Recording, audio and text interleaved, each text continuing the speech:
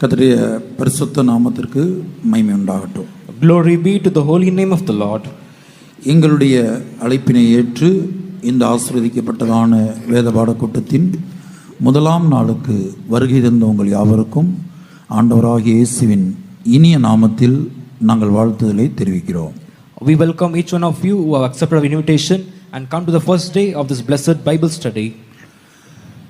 எவ்வளவேனும் தகுதியில்லாத அடியேனை வெளியேறப்பெற்ற பரிசுத்தவான்கள் முன்பாகவும் தேவ ஜனங்கள் முன்பாகவும் கர்த்தர் நிறுத்தினபடினால் நான் கர்த்தருக்கு முதலாவது நன்றியை ஏறெடுக்கிறேன். I, whom am least worthy, I am first thankful to God because He has made me stand before the servants of God and before the children of God. கர்த்தருடைய பரிசுத்த நாமத்திற்கு மகிமை உண்டாகட்டும். Glory be to the holy name of the Lord. நாம் இந்த நாட்களில் உலகத்தின் முடிவும் நித்தியமும் என்கிறதான தலைப்பில் பரிசுத்த ஆவியானுடைய உதவியோடு தேவனுடைய திருவசனங்களை தியானிக்க போகிறோம். We in these days are going to meditate the scriptures on the topic end of the world and eternity with the help of the Holy Spirit. கர்த்தருடைய பரிசுத்த நாமத்திற்கு மகிமை உண்டாகட்டும். Glory be to the holy name of the Lord.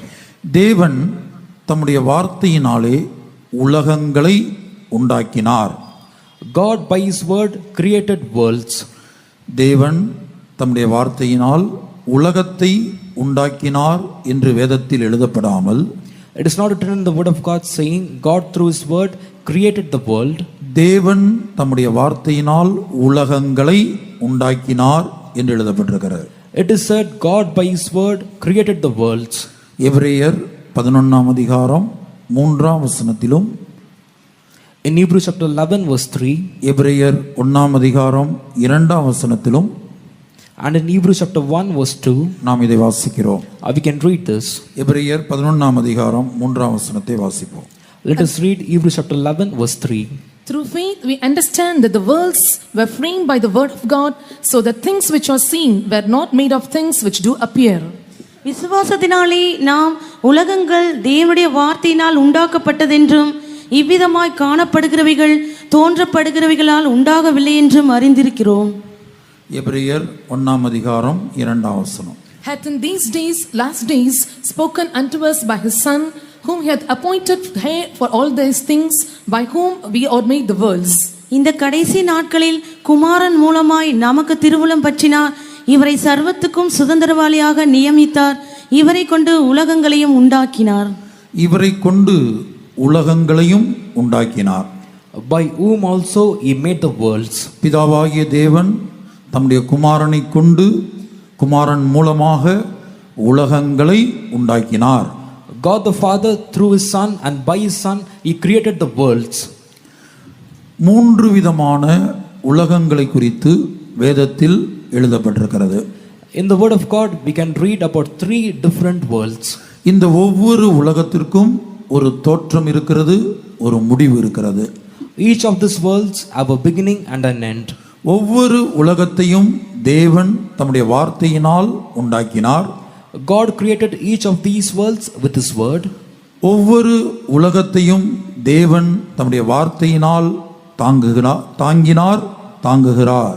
The Lord upheld these worlds by His word and He still upholds these by His word. அதே தம்முடைய வார்த்தையினால் ஒவ்வொரு உலகத்தையும் தேவன் அழிக்கிறார், நியாயந்தீர்க்கிறார்.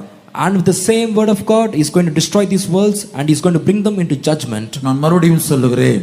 I once again repeat. தேவன் தம்முடைய வார்த்தையினாலே உலகத்தை உண்டாக்கினார். God by His word made the worlds. அந்த வார்த்தை ஒவ்வொரு உலகத்தையும் தாங்குகிறது. And these words upheld this world. அந்த வார்த்தையினாலே தேவன் ஒவ்வொரு உலகத்தையும் அழிக்கிறார், நியாயம் தீர்க்கிறார். And by the same word God judges these worlds and He destroys them. கர்த்தருடைய பரிசுத்த நாமத்திற்கு மகிமை உண்டாகட்டும்.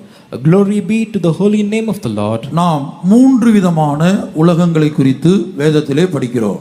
In the word of God we can read about 3 different worlds. இந்த 3 உலகங்களும் ஒன்றல்ல. All these 3 worlds are not the same. இவை ஒவ்வொன்றும் வேறு வேறு என்பதை நாம் விளங்கிக் கொள்ள வேண்டும்.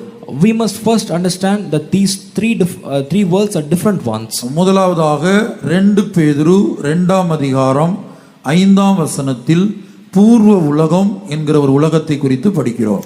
In 2 Peter chapter 2 verse 5, we can read about a world which is called the old world.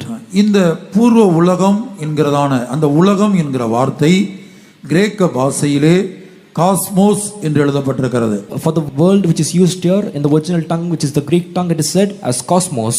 தமிழிலே உலகம் என்று படிக்கிறோம். And the Tamil translation we read it as world. ஆங்கில வேதத்தில் வேர்ல்ட் என்று படிக்கிறோம்.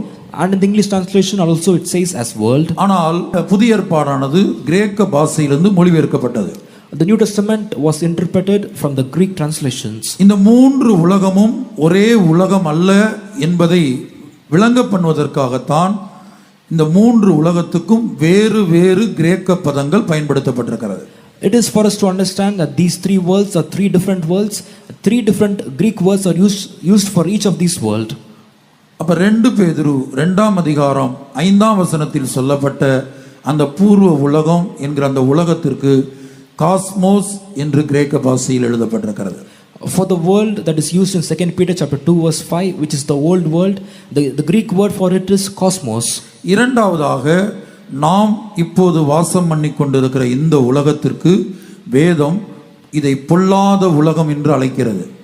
The world that we right now live in, the word of God calls it as the evil world.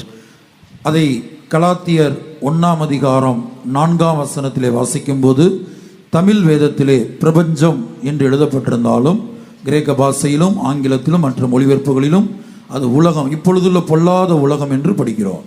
Even though in the Tamil translation it is said as the earth, in the other translations including English and the other interpretation it is said as the evil world.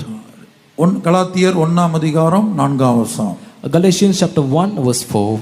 அவர் நம்மை இப்பொழுது இருக்கிற பொல்லாத பிரபஞ்சத்தினின்று விடுவிக்கும்படி நம்முடைய பிதாவாகிய தேவனுடைய சித்தத்தின்படியே நம்முடைய பாவங்களுக்காக தம்மை தாமே ஒப்பு கொடுத்தார்.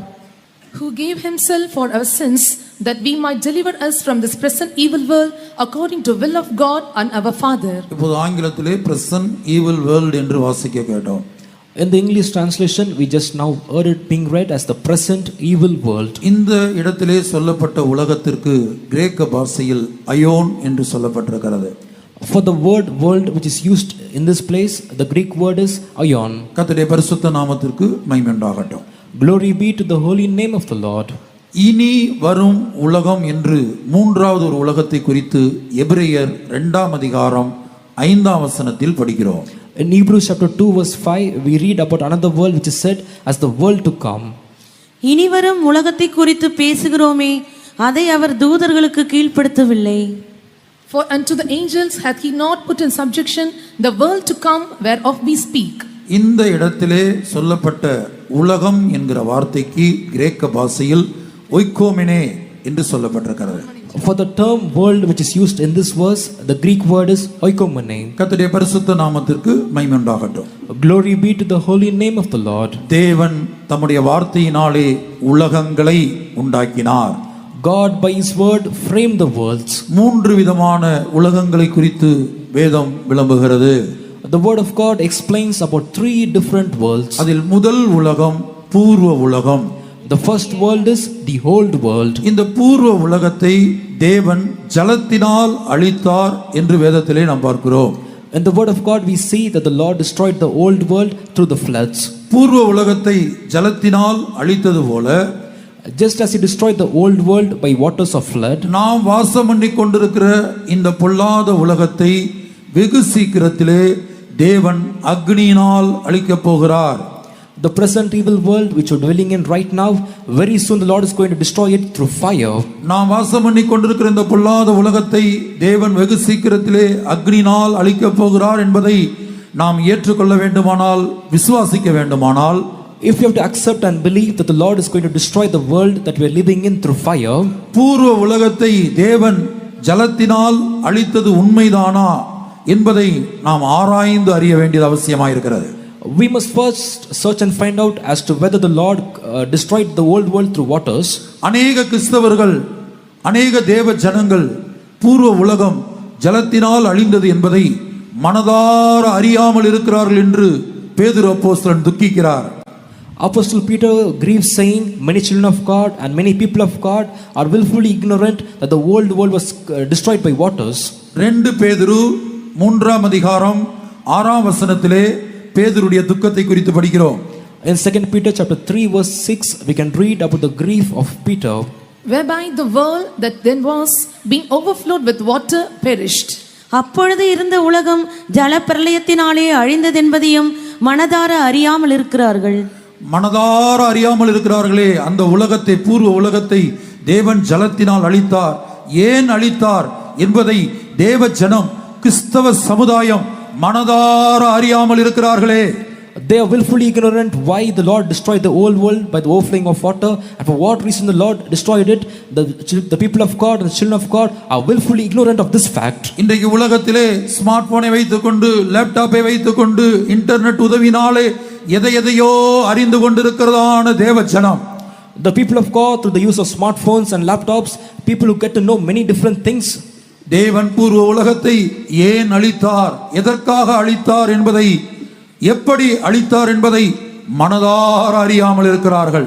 They are willfully ignorant as to why the Lord destroyed the old world and how we destroyed the old world. மாத்திரமல்ல, அடுத்த வசனத்தில் இப்போது உள்ள இந்த உலகத்தை அவர் எப்படி அழிக்கப் போகிறார் என்பதையும் சொல்லுகிறார். 2 பேதுரு 3:7. In 2 Peter chapter 3 verse 7, in the following verse, he says as to how the Lord is going to destroy the present world. But the heavens and the earth which are now by the same word are kept in store, reserved unto fire against the day of judgment and perdition of ungodly men. இப்பொழுது இருக்கிற வானங்களும் பூமியும் அந்த வார்த்தையினாலேயே அக்கினிக்கு இரையாக வைக்கப்பட்டு தேவபக்தி இல்லாதவர்கள் நியாயந்தீர்க்கப்பட்டு அழிந்து போகும் நாள் வரைக்கும் காக்கப்பட்டிருக்கிறது. கர்த்தருடைய பரிசுத்த நாமத்திற்கு மகிமை உண்டாகட்டும். Glory be to the holy name of the Lord. பூர்வ உலகத்தை தேவன் ஏன் அழித்தார் என்பதற்கு வேதத்தில் பல காரணங்கள் சொல்லப்பட்டிருக்கிறது. There are many reasons mentioned in the word of God as to why the Lord destroyed the old world. ஆனால் எல்லா காரணங்களுக்கும் ஒரு காரியத்தை பேசுகிறது.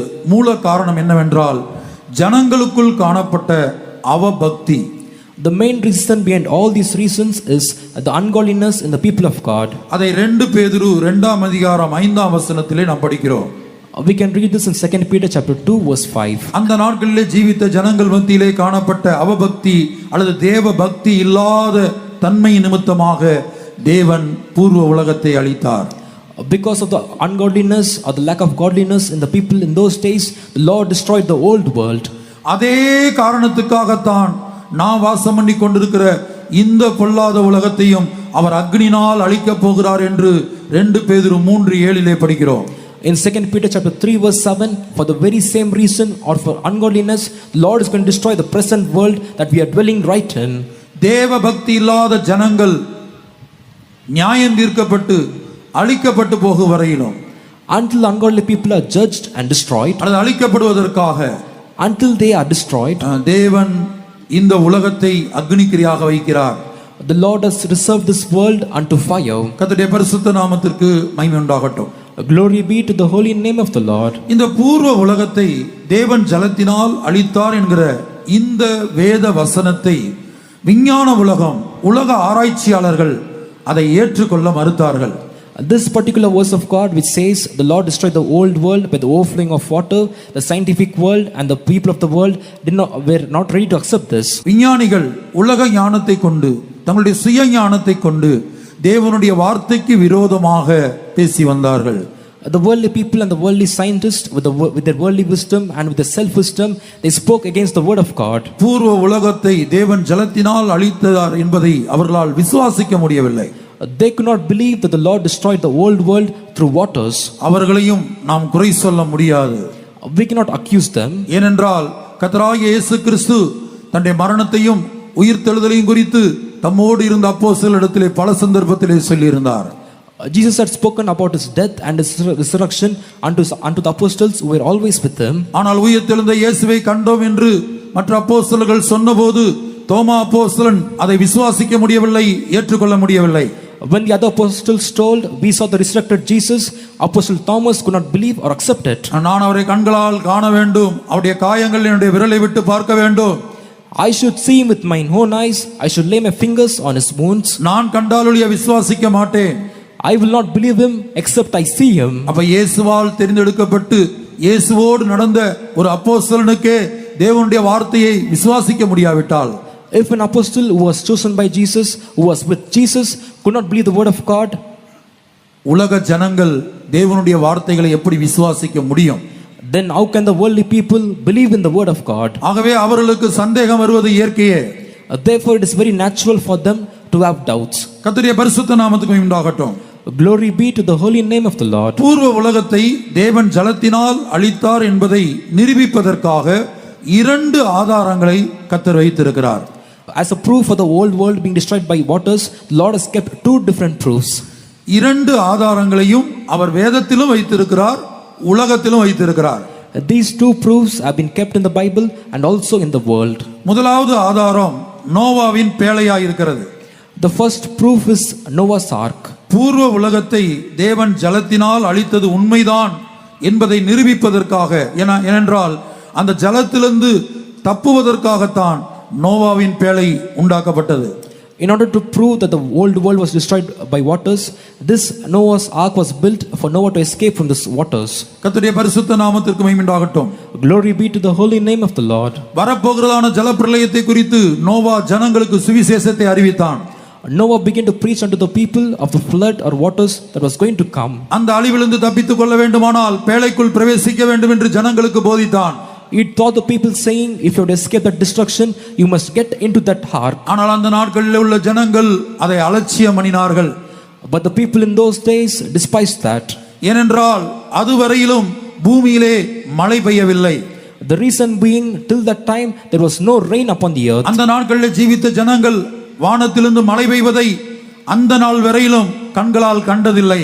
The people in those days had not seen rain coming down from heaven till that day. ஆகவே தான் எபிரேயர் 11ஆம் அதிகாரத்திலே நோவாவை குறித்து படிக்கும்போது அவன் காணாதவைகளை குறித்து தேவ எச்சரிப்பை பெற்றான். In Hebrews chapter 11, when we read about Noah, he says he was warned of things not seen as yet. எபிரேயர் 11ஆம் அதிகாரம் 7ஆம் வசனம். Hebrews chapter 11 verse 7. By faith Noah, being warned of God of things not seen as yet, moved with fear, prepared an ark to the saving of his house, by the which he condemned the world and became heir of the righteousness which is by faith. விசுவாசத்தினாலே நோவா தற்காலத்திலே காணாதவைகளை குறித்து தேவ எச்சரிப்பு பெற்று பயபக்தி உள்ளவனாகி தன் குடும்பத்தை ரட்சிப்பதற்கு பேழையை உண்டு பண்ணினான். அதனாலே அவன் உலகம் ஆக்கினைக்குள்ளானது என்று தீர்த்து விசுவாசத்தினால் உண்டாகும் நீதிக்கு சுதந்திரவாளி ஆனான். கர்த்தருடைய பரிசுத்த நாமத்துக்கு மகிமை உண்டாகட்டும். Glory be to the holy name of the Lord. தேவனுடைய வார்த்தைகளை நோவா விசுவாசித்தான். Noah believed the words of God. அவனும் மழை பெய்வதை கண்களால் அதுவரையிலும் கண்டதில்லை. He himself had not seen rain coming down with his own eyes. ஆனாலும் தேவனுடைய வார்த்தையை விசுவாசித்து ஒரு பேழையை அவன் உண்டு பண்ணினான். But he believed the word of God and built an ark. பேழையை உண்டு பண்ணினது மாத்திரமல்ல, Not just that he built the ark. அவன் குடும்பத்தில் உள்ள 8 பேரையும் அவன் காத்துக்கொண்ட. மொத்தம் 8 பேரும் பாதுகாக்கப்பட்டார்கள். He preserved or kept all the 8 members of his family. Noah ஒரு குடும்ப தலைவனாயிருந்து தன் குடும்பத்தில் உள்ள ஒருவரை கூட அந்த அழிவில் இழந்து போகவில்லை. Noah, as head of the family, he did not lose a single person of his family in the destruction. இன்றைக்கு உங்களுடைய குடும்பத்தில் 5 பேர் இருக்கலாம். Today in your family there might be 5 people, இல்ல 3 பேர் இருக்கலாம். or it may be 3. இயேசுவின் ரகசிய வருகையின் போது நாங்கள் 3 பேரை எடுத்துக்கொள்ளப்படுவோம், இல்ல 5 பேரை எடுத்துக்கொள்ளப்படுவோம். ஒருவரை கூட வருகையிலே கைவிடப்படுவதற்கு நான் விடமாட்டேன் என்று எத்தனை தகப்பனுக்கு சொல்ல முடியும்? How many of the fathers present here can say, when the secret coming of Jesus takes place, all the 5 of us or all the 3 of us will be taken away with him? எத்தனை தகப்பன்மார் தன்னுடைய குடும்பத்தை ரட்சிப்பதற்காக பயபக்தி உள்ளவர்களாய் மாறி ஒரு பேழையை உண்டு பண்ணி கொண்டிருக்கிறீர்கள்? How many fathers, for the salvation of their families, being moved with fear, are building an ark? கர்த்தருடைய பரிசுத்த நாமத்துக்கு உண்டாகட்டும். Glory be to the holy name of the Lord. 8 பேரும் பாதுகாக்கப்பட்டார்கள். All the 8 were preserved. ஆனால் மற்ற ஜனங்கள் நோவாவின் வார்த்தைகளை அசட்டை பண்ணினார்கள். But the other people neglected the words of Noah. பரியாசம் பண்ணினார்கள். They mocked them. சுவிசேஷம் அவர்களுக்கு அறிவிக்கப்பட்டது. The gospel was announced to them. ஆனால் அவர்கள் இதை ஏற்றுக்கொள்ள மனதில்லாது இருந்தார்கள். They were not willing to accept it. அப்ப அந்த நாட்களிலே உண்டாக்கப்பட்டதுதான் இந்த நோவாவின் பேழை. The Noah's ark was built in those times. ஆதியாகமம் 8ஆம் அதிகாரம் 4ஆம் வசனத்திலே In Genesis chapter 8 verse 4, அந்த நோவாவின் பேழையானது அரராத் என்கிற மலையிலே தங்கினதாக நாம் பார்க்கிறோம். we read that the Noah's ark rested on Mount Ararat. கர்த்தருடைய பரிசுத்த நாமத்துக்கு மகிமை உண்டாகட்டும். Glory be to the holy name of the Lord. அப்ப பூர்வ உலகம் ஜலத்தினால் அழிந்தது என்பதற்கு தேவன் வைத்திருக்கிற முதல் ஆதாரம் நோவாவின் பேழை. The first evidence that the old world was destroyed by waters is Noah's ark. அந்த பேழை வேதத்தில் ஆதாரமாய் இருப்பது மாத்திரமல்ல, அரராத் என்கிற மலையிலும் அந்த பேழை ஆதாரமாய் இருக்கிறது. This ark is not just an evidence in the word of God, it is also an evidence in Mount Ararat. இந்த அரராத் என்கிறதான மலை துருக்கி தேசத்திலே காணப்படுகிறது. This Mount Ararat is seen in the country of Turkey. 1929 ஆண்டிலே இருந்து இந்த நோவாவின் பேழை உண்மைதானா என்பதை பல்வேறு நாட்டிலிருந்து பல குழுக்கள் போய் ஆராய்ச்சி பண்ணினார்கள். Right from the year 1929, many scientists from many groups from different countries went to Mount Ararat to discover as to whether Noah's ark was rested on this Mount Ararat. இப்போ உதாரணத்துக்கு சொல்கிறேன், அமெரிக்கா தேசத்திலிருந்து அவர்கள் போய் ஆராய்ந்து பார்த்து ஏதாயிலும் நோவாவின் பேழையில் ஒரு பாகத்தை கர்த்தர் அவர்களுக்கு கொடுப்பார், காண்பித்து கொடுப்பார். For example, if a group from America goes to Mount Ararat and the Lord shows them a portion or a part of Noah's ark, அவர்கள் மற்றவர்களிடத்தில் சொல்லும்போது மற்றவர்கள் அதை விசுவாசிக்கவில்லை. when they come out and tell to others, the others may not believe with them. தோமா அப்போஸ்தலன் சொன்னது போல நாங்கள் எங்கள் கண்களினால் கண்டால் தான் விசுவாசிப்போம். Just like Apostle Thomas, they may say, only when we see with our eyes will we believe it. 1926 ஆண்டு முதல், Right from the year 1926 இன்றைக்கு வரைக்கும், till now, அடிக்கடி இன்றைக்கு தொழில்நுட்பம் வளர்ந்திருக்கிறபடினால், டெக்னாலஜி வளர்ந்திருக்கிறபடினால், இன்றைக்கு செயற்கைக்கோளின் மூலமாக இன்னும் பல்வேறு விதங்களிலே அந்த ஆராய்ச்சியை நடத்தி கொண்டிருக்கிறார்கள். because of development in technologies and with the help of satellites, they are doing this research in different methods. உங்கள் கரத்திலே கொடுத்திருக்கிற படத்திலே In the picture chart given in your hands, அதாவது டே 1 ன்னு போட்டிருக்கும். it will be mentioned in the top saying day 1. அந்த பக்கத்தை எடுத்துக்கொள்ளுங்கள். Turn to that side. முதல் 2 கட்டத்திலே, In the first 2 portions, அதைத்தான் நாம் இன்றைய தினத்திலே பார்க்க போகிறோம். we are going to see about this today. முதல் கட்டத்திலே 2010 வருடம், In the first block, we can see about the year 2010. நோவாவின் பேழையில் மிருகங்கள் தங்கி இருந்ததாக கண்டுபிடிக்கப்பட்ட பகுதி, ஒரு ஆராய்ச்சியாளர் அதை கண்டுபிடித்து அதனுடைய படத்தை வெளியிட்டிருக்கிறார். அந்த ஆராய்ச்சியாளருடைய படத்தையும் நான் அதிலே பார்க்கிறோம். The researcher has found out the place where the animals were kept in Noah's ark. He has published the photos of the Noah's ark, and we can see the photo of the researcher or the scientist himself. அது மாத்திரமல்ல, Not only that, அந்த முதல் கட்டத்திலே ஒரு paper நியூஸை நீங்கள் பார்க்கிறீர்கள்.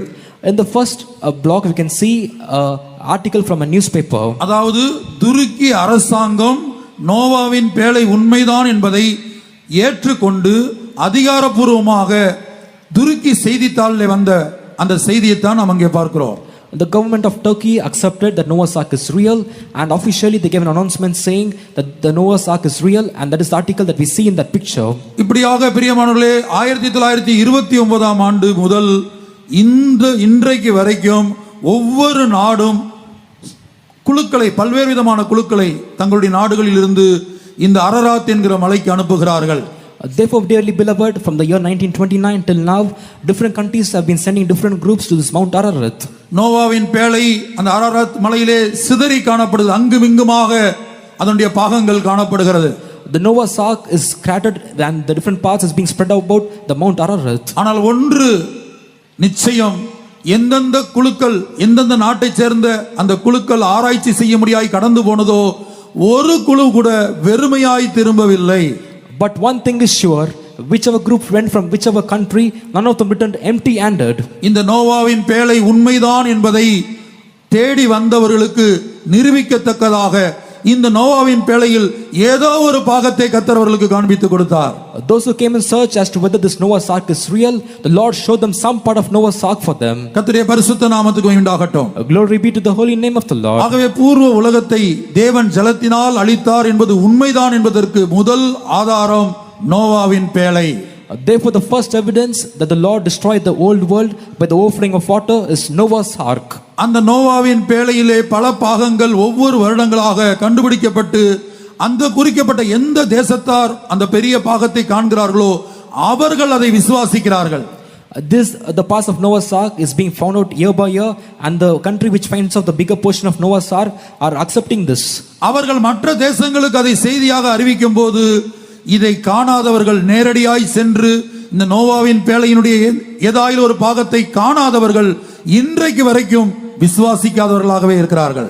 After they published the news, and the countries which did not accept it, but instead they went to see it directly, and those who do not see any part of it, they do not still accept this truth.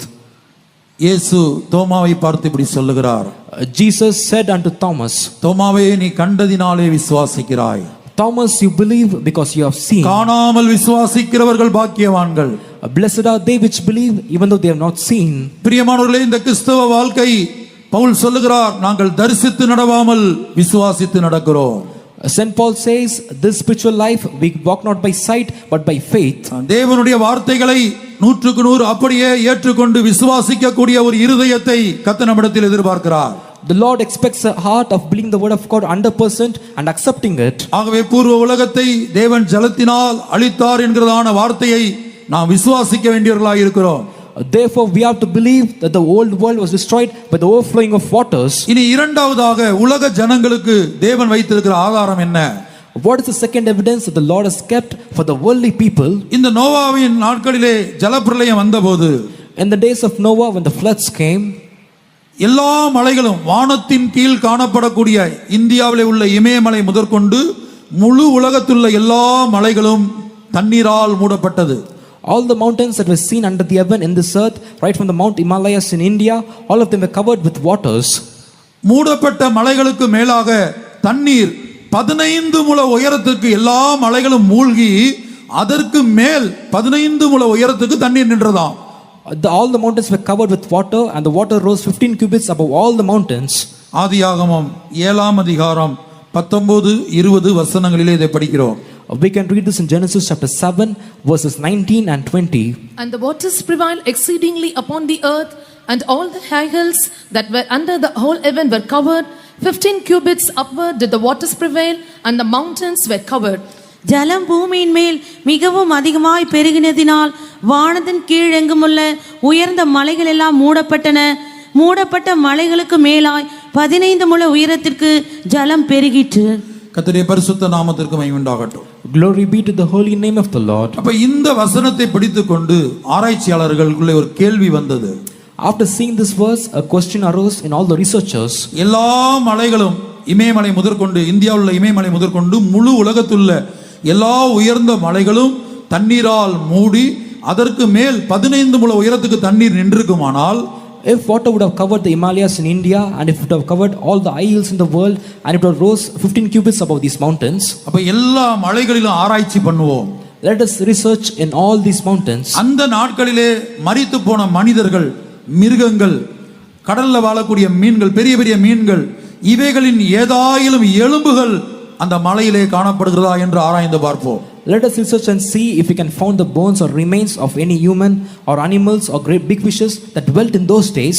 அந்த உயரமான மலையிலே இப்போது ஏதாயிலும் மனித எலும்புகளோ மிருக எலும்புகளோ இல்ல கடல்ல வாழக்கூடிய மீனுடைய பெரிய பெரிய எலும்புகளோ கிடைக்குமானால், If in these high mountains, if we can find any human bones or the bones of the animals or bones of big fishes from the seas, அப்போது இது நடந்தது உண்மைதான் என்று ஏற்றுக்கொள்ளலாம். then we can accept that this is true. பிரியமானவர்களே, இந்தியாவிலே உள்ள இமயமலை முதற்கொண்டு Right from Mount Himalayas in India, முழு உலகத்தில் அமெரிக்கா, ரஷ்யா, முழு உலகத்தில் உள்ள எல்லா மலைகளிலும் ஆராய்ச்சி பண்ணினார்கள். and all the mountains present in all the world, including America and Russia, they conducted researches.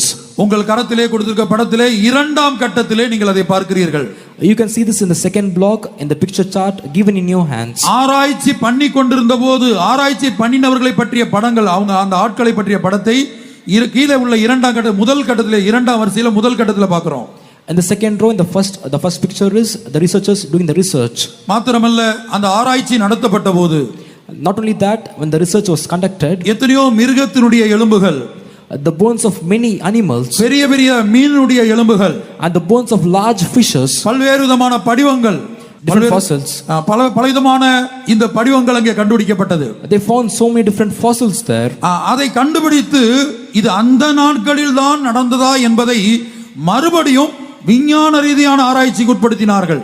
They took all these remains and fossils and began to conduct tests on them to say as to whether these remains belong to that part of time. நோவாவின் நாட்களிலே ஜலப்பிரளயம் வந்த அந்த காலகட்டத்தில், அந்த வருஷத்தில் தான் இவையெல்லாம் நடந்ததா, இந்த மிருக எலும்புகள், மனித எலும்புகள் இதெல்லாம் அந்த நாட்களில் உள்ளதா என்பதை ஒரு விஞ்ஞான ரீதியான ஆராய்ச்சிக்கு உட்படுத்தினார்கள்.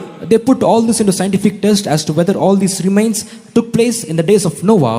கர்த்தருடைய பரிசுத்த நாமத்துக்கு உண்டாகட்டும். Glory be to the holy name of the Lord. இப்படியாக பிரியமானவர்களே, ஜலப்பிரளயம் நடந்தது உண்மைதான் என்பதை இந்த ஆராய்ச்சியிலே ஈடுபட்ட, ஆராய்ச்சியை குறித்து கேள்விப்பட்ட, கண்ட அந்த குறிக்கப்பட்ட ஒவ்வொரு நாட்டைச் சேர்ந்தவர்கள் இதை ஏற்றுக்கொண்டார்கள், விசுவாசித்தார்கள். All the researchers, those who saw this and all those who heard about it from those respective countries believed this. ஆனால் இந்த ஆராய்ச்சியிலே ஈடுபடாத, இந்த ஆராய்ச்சியை நேரிலே கண்டிராத, அல்லது இந்த குறிக்கப்பட்ட மலைகளிலே போய் இந்த எலும்புகளை கண்டுபிடித்திராத எத்தனையோ நாட்டு ஆராய்ச்சியாளர்கள் அதை இன்றைக்கும் விசுவாசிக்காமல் தான் இருக்கிறார்கள். Many researchers who do not go to these mountains, who do not conduct these researches, they do not still believe this truth. கர்த்தருடைய பரிசுத்த நாமத்துக்கு உண்டாகட்டும். Glory be to the holy name of the Lord. கிறிஸ்தவ வாழ்க்கையிலே விசுவாசம் மிக மிக முக்கியமாக இருக்கிறது. In a Christian life, faith is very important. இஸ்ரவேல் ஜனங்களுடைய 40 வருட பிரயாணத்தை, In the 40 years of the journey of Israelites, ஒரே வசனத்திலே 40 வருஷ பிரயாணத்தை ஒரே வசனத்திலே முடிக்கிறார் யூதா. Jude finishes all the 40 years of journey in a single verse. யூதா 5ஆம் வசனம். Jude verse 5. I will therefore put you in remembrance, though ye once knew this, how that the Lord, having saved the people out of the land of Egypt, afterward destroyed them that believed not. கர்த்தர் தமது ஜனத்தை எகிப்து தேசத்திலிருந்து வரப்பண்ணி ரட்சித்து பின்பு விசுவாசியாதவர்களை அழித்தார். பின்பு விசுவாசியாதவர்களை பிசாசு அழிக்கவில்லை, கர்த்தர் அழித்தார் என்று படிக்கிறோம். We see that afterward it was not the devil who destroyed them, it was the Lord who destroyed them that believed not. ஒரு இஸ்ரவேலனுடைய அழைப்பை குறித்து அவனை சாட்சி சொல்ல சொன்னால், ஒரு இஸ்ரவேலன் எழும்பி தன்னுடைய ரட்சிப்பை குறித்து சாட்சி சொன்னால் அவன் என்ன சொல்வான் தெரியுமா? If you call an Israelite and ask him to give a testimony about his calling and about his salvation, என்னை, என்னுடைய குடும்பத்தை, என்னுடைய பிள்ளைகளை எகிப்திலிருந்து வெளியே கொண்டு வருவதற்காக, for me to be and for me and my children and my family to be brought out of Egypt. நம்முடைய மத்தியிலே பழைய ஏற்பாட்டு காலத்தில் ஜீவித்த ஒரு இஸ்ரவேலன் நம்முடைய மத்தியிலே சாட்சி சொன்னால் அவன் எப்படி சொல்வான்? If an Israelite who belonged to the Old Testament period, if he were to testify among us, how will he say it? என்னை, என்னுடைய குடும்பத்தை அல்லது என்னுடைய பிள்ளைகளை ரட்சிக்கும்படியாக, for me and my family and my children to be saved, எகிப்திலிருந்து வெளியே கொண்டு வரும்படியாக, for us to be brought out of Egypt, சிங்காசனத்திலே உட்கார்ந்திருக்கிற பார்வோனுடைய தலைப்பிள்ளை முதல், the firstborn of the Pharaoh who sat at the throne, சிறைச்சாலையிலே காவல் கிடங்கிலே காணப்படக்கூடிய ஒரு கைதியின் தலைப்பிள்ளை வரை, till the firstborn of the prisoner who was seen in the dungeon in the prisons. அப்படி ஒரு வசனத்தை நாம் படிக்கிறோம். We can read such a verse. சிங்காசனத்திலே இருக்கிற பார்வோனுடைய தலைப்பிள்ளை முதல், right from the firstborn of Pharaoh who sat on the throne, எகிப்தின் சிறைச்சாலையிலே காவல் கிடங்கிலே காணப்படக்கூடிய ஒரு சிறை கைதியின் தலைப்பிள்ளை வரை, till the firstborn of a prisoner who was seen in the prison house of Egypt. மாத்திரமல்ல மிருகங்களுடைய தலையீற்றையும், not only that, the firstborn of all animals, எல்லா பிள்ளைகளையும் தலைப்பிள்ளைகளையும் சங்கரித்துதான் கர்த்தர் ஒரு இஸ்ரவேலனை எகிப்தை விட்டு வெளியே கொண்டு வந்தார். The Lord killed all the firstborn of Egypt and brought an Israelite out of Egypt. நம்முடைய அழைப்பு விசேஷமாக இருக்கலாம். Our calling may be special. தேவன் நம்முடைய கரத்தை பிடித்து பல்வேறு தரிசனங்களை கொடுத்து நம்மை கொண்டு வந்திருக்கலாம். The Lord may have holding our hands and give us many visions and brought us out. ஆனால் இயேசு சொல்லுகிறார், மனுஷகுமாரன் வரும்போது பூமியிலே விசுவாசத்தை காண்பாரோ? But Jesus says, when the Son of Man comes, will he find faith on the earth? நாம் இப்போது விசுவாசம் உடையவர்களாய் இருக்கிறோமா? Are we now seen with faith? நாம் கடந்து போகிற பாதையிலே கர்த்தர் நம்மோடு இருக்கிறார் என்கிற விசுவாசம் இருக்கிறதா? In the path that we go in, do we have the faith saying that the Lord is with me? உங்களுடைய வாழ்க்கையிலே தனிப்பட்ட ஜீவியத்திலே நீங்கள் எந்த பாதையில் போனாலும், in your life, in your personal life, in whatever path you go in, உங்களுடைய வாழ்க்கையில என்ன சம்பவித்தாலும், whatever may happen in your life, தேவன் அறிந்து, என்னுடைய கர்த்தர் அறிந்து, அவர் அனுமதித்து தான் இவையெல்லாம் என்னுடைய வாழ்க்கையில் நடக்கிறது. my God knows it, my God has allowed it, and because of which all these things are taking place in my life. மறுபக்கத்திலே கர்த்தர் என்னோடு இருக்கிறார். On the other side, the Lord is with me. கர்த்தர் ஒருவரே அவனை நடத்தினார். The Lord himself led him. அதுபோல கர்த்தர் ஒருவர்தான் என்னை நடத்த முடியும். It is the Lord alone who leads me. இயேசுவை பார்த்து பிலாத்து கேட்கிறான். Pilate asked unto Jesus, மரண ஆக்கினைக்கு உம்மை உட்படுத்தவும் இந்த மரண ஆக்கிலிருந்து உம்மை விடுதலையாக்கவும் என்னால் கூடும் என்று நீ விசுவாசிக்கிறது இல்லையா? do you not believe that I have the power to put you into death and to deliver you out of this death? பிலாத்து என்ன நினைத்தான்? What did Pilate think? நான் அதிகாரத்தில் இருக்கிறேன், I am in power. நான் நினைத்தால் இயேசுவை மரண தண்டனை கொடுக்கவும் முடியும்.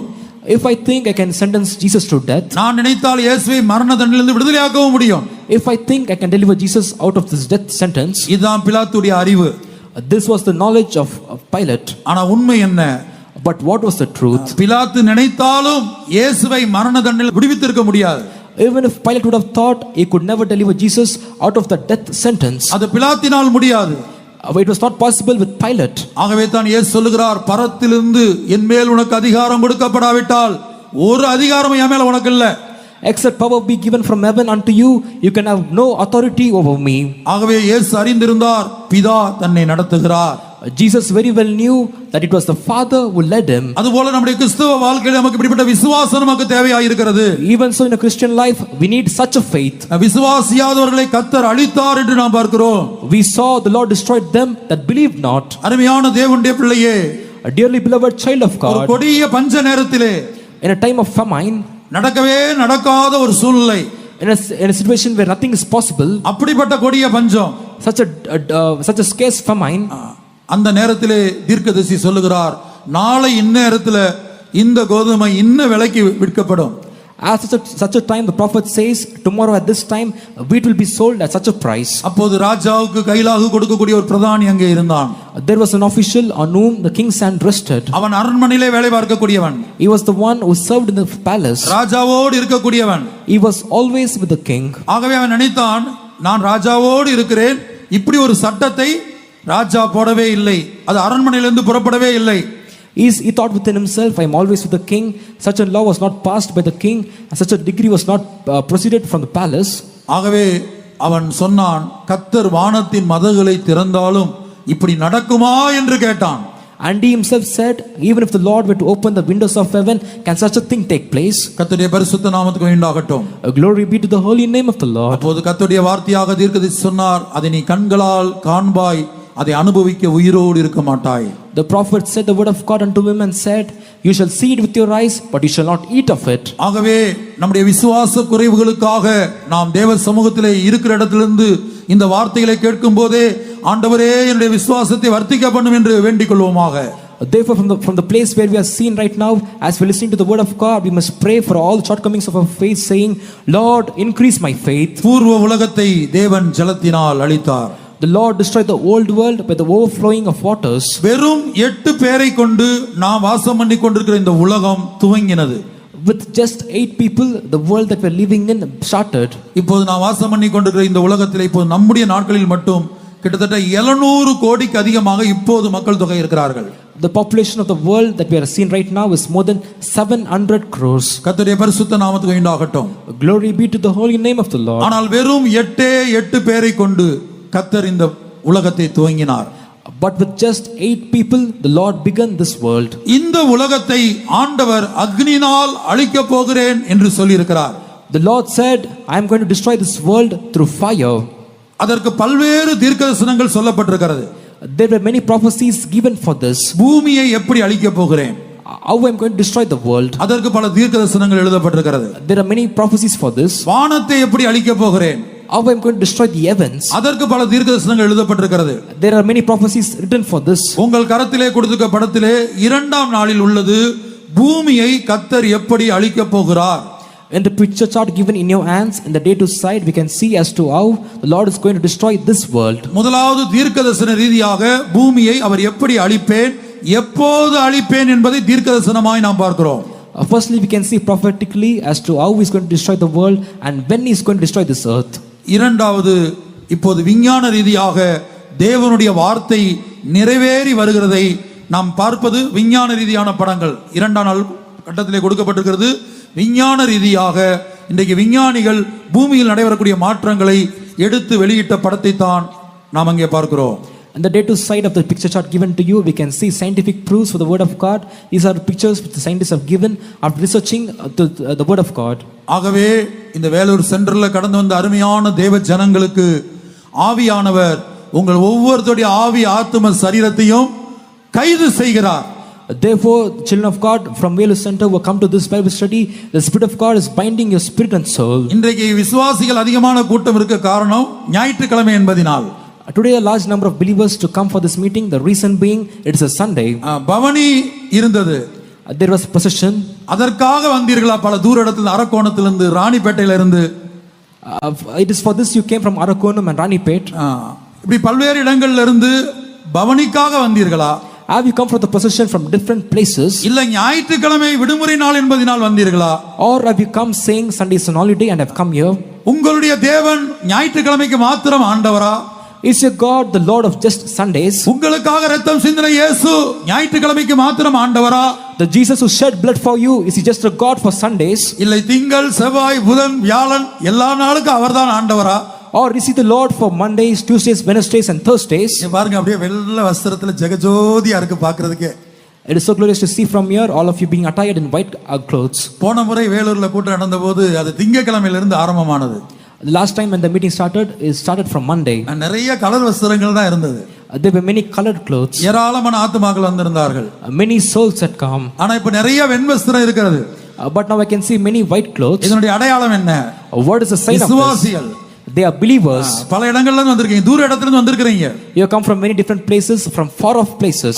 ஆனால் நாளைக்கு வருவீர்களா? But will you come tomorrow? நாளைக்கு வர முடியுமா?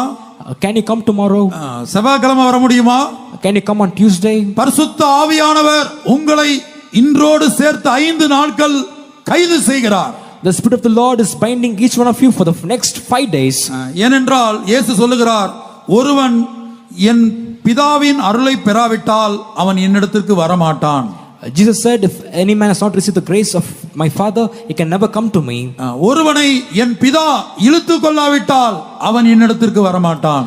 Except my Father draw a man, he cannot come to me. இந்த ரெண்டு காரியங்களை இயேசு சொல்லுகிறார்.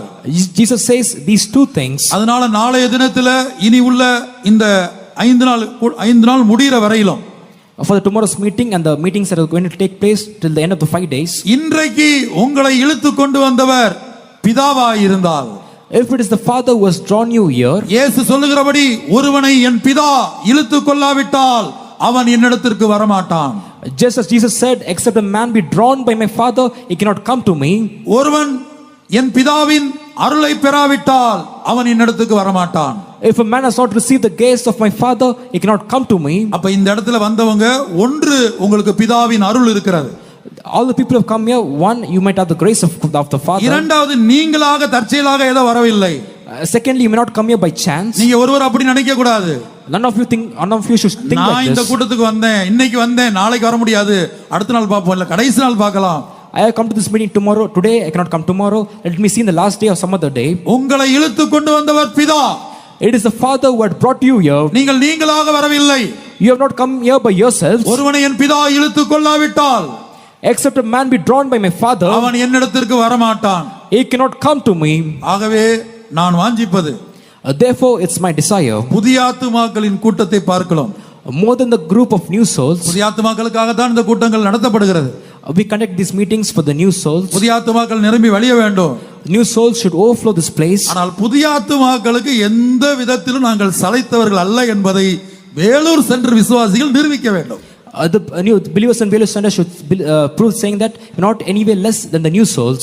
கர்த்தருடைய பரிசுத்த நாமத்துக்கு உண்டாகட்டும். Glory be to the holy name of the Lord. ஆகவே இது ஒரு போட்டி. முதல் நாளிலே கர்த்தர் ஒரு போட்டியை துவக்கி வைத்திருக்கிறார். பார்ப்போம். Therefore, in the first day of this Bible study, the Lord has begun a competition. Let us see how it goes. கர்த்தருடைய பரிசுத்த நாமத்துக்கு உண்டாகட்டும். Glory be to the holy name of the Lord. ஆகவே நாம் வாசம் பண்ணி கொண்டிருக்கிற இந்த பொல்லாத உலகத்தை தேவன் அக்கினியினால் அழிக்க போகிறார். Therefore, the present evil world that we're dwelling in, the Lord is going to destroy it by fire. அதை எப்படி அழிக்க போகிறார் என்பதை தீர்க்கதரிசன வசனங்களை கொண்டு, விஞ்ஞான ரீதியாக தற்போது சம்பவித்து வருகிற சம்பவங்களை கொண்டு நாம் இனி வரக்கூடிய நாட்களிலே பார்க்க போகிறோம். In the coming days, we're going to see if the Lord is going to destroy this world with fire through the prophetical verses and by the scientific changes that are taking place in the current world. இப்போது நான் சொல்லுகிறேன், பூர்வ உலகத்தை ஜலத்தினால் அழித்தார். Just now I said the Lord destroyed the old world by waters. அப்படி அழித்த போது பூமி மாத்திரமே சேதப்படுத்தப்பட்டது. When it was destroyed in that manner, it was only the earth that was damaged. வானங்கள் பாதிக்கப்படவில்லை. The heavens were not affected. ஆனால் இப்போது நான் வாசம் பண்ணி கொண்டிருக்கிற உலகத்தை தேவன் அக்னியினால் அழிக்க போகிறார். But the world that we are living right now, the Lord is going to destroy it with fire. அப்படி அக்னியினால் அழிக்கும் போது பூமியை மாத்திரமல்ல, வானங்களும் அதற்கு தப்புவதில்லை. When the Lord is going to destroy this world with fire, even the heavens will not escape it. அதைத்தான் 2 பேதுரு 3:7 நாம் வாசிக்க கேட்டோம். We heard it being read from 2 Peter chapter 3 verse 7. அப்ப இந்த உலகத்தை அழித்த பிற்பாடு, After destroying this world, மறுபடியும் இதே உலகத்தை ஆண்டவர் புதுப்பிக்கிறார். the Lord is going to renew or restore the same world. ஏசாயா 65:17 அதை படிக்கிறோம். We can read this in Isaiah chapter 65 verse 17.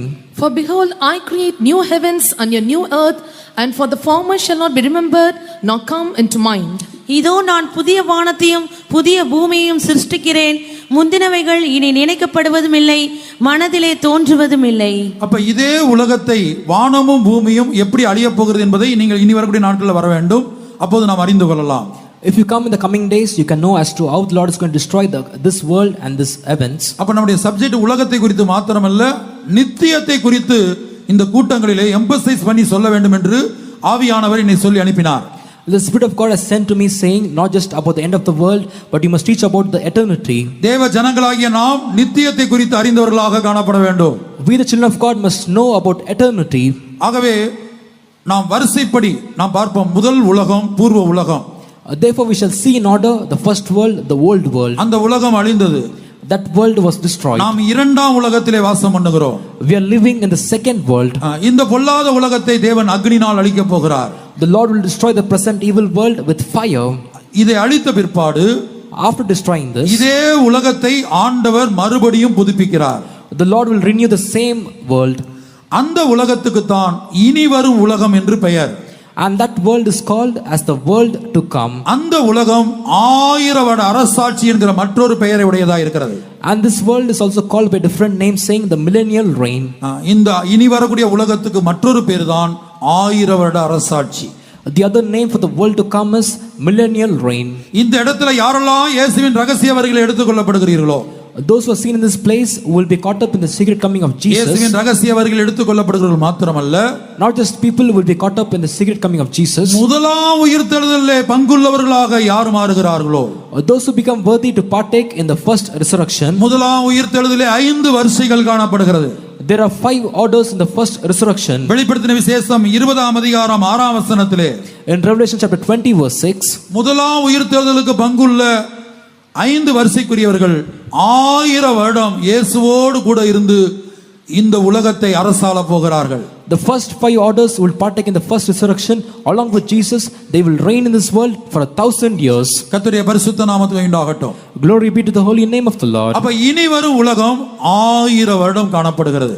The world that is to come will be seen for 1000 years. அந்த 1000 வருடம் முடிவிலே, At the end of the 1000 years, மறுபடியும் ஆண்டவர் அந்த உலகத்தை அழிக்கிறார்.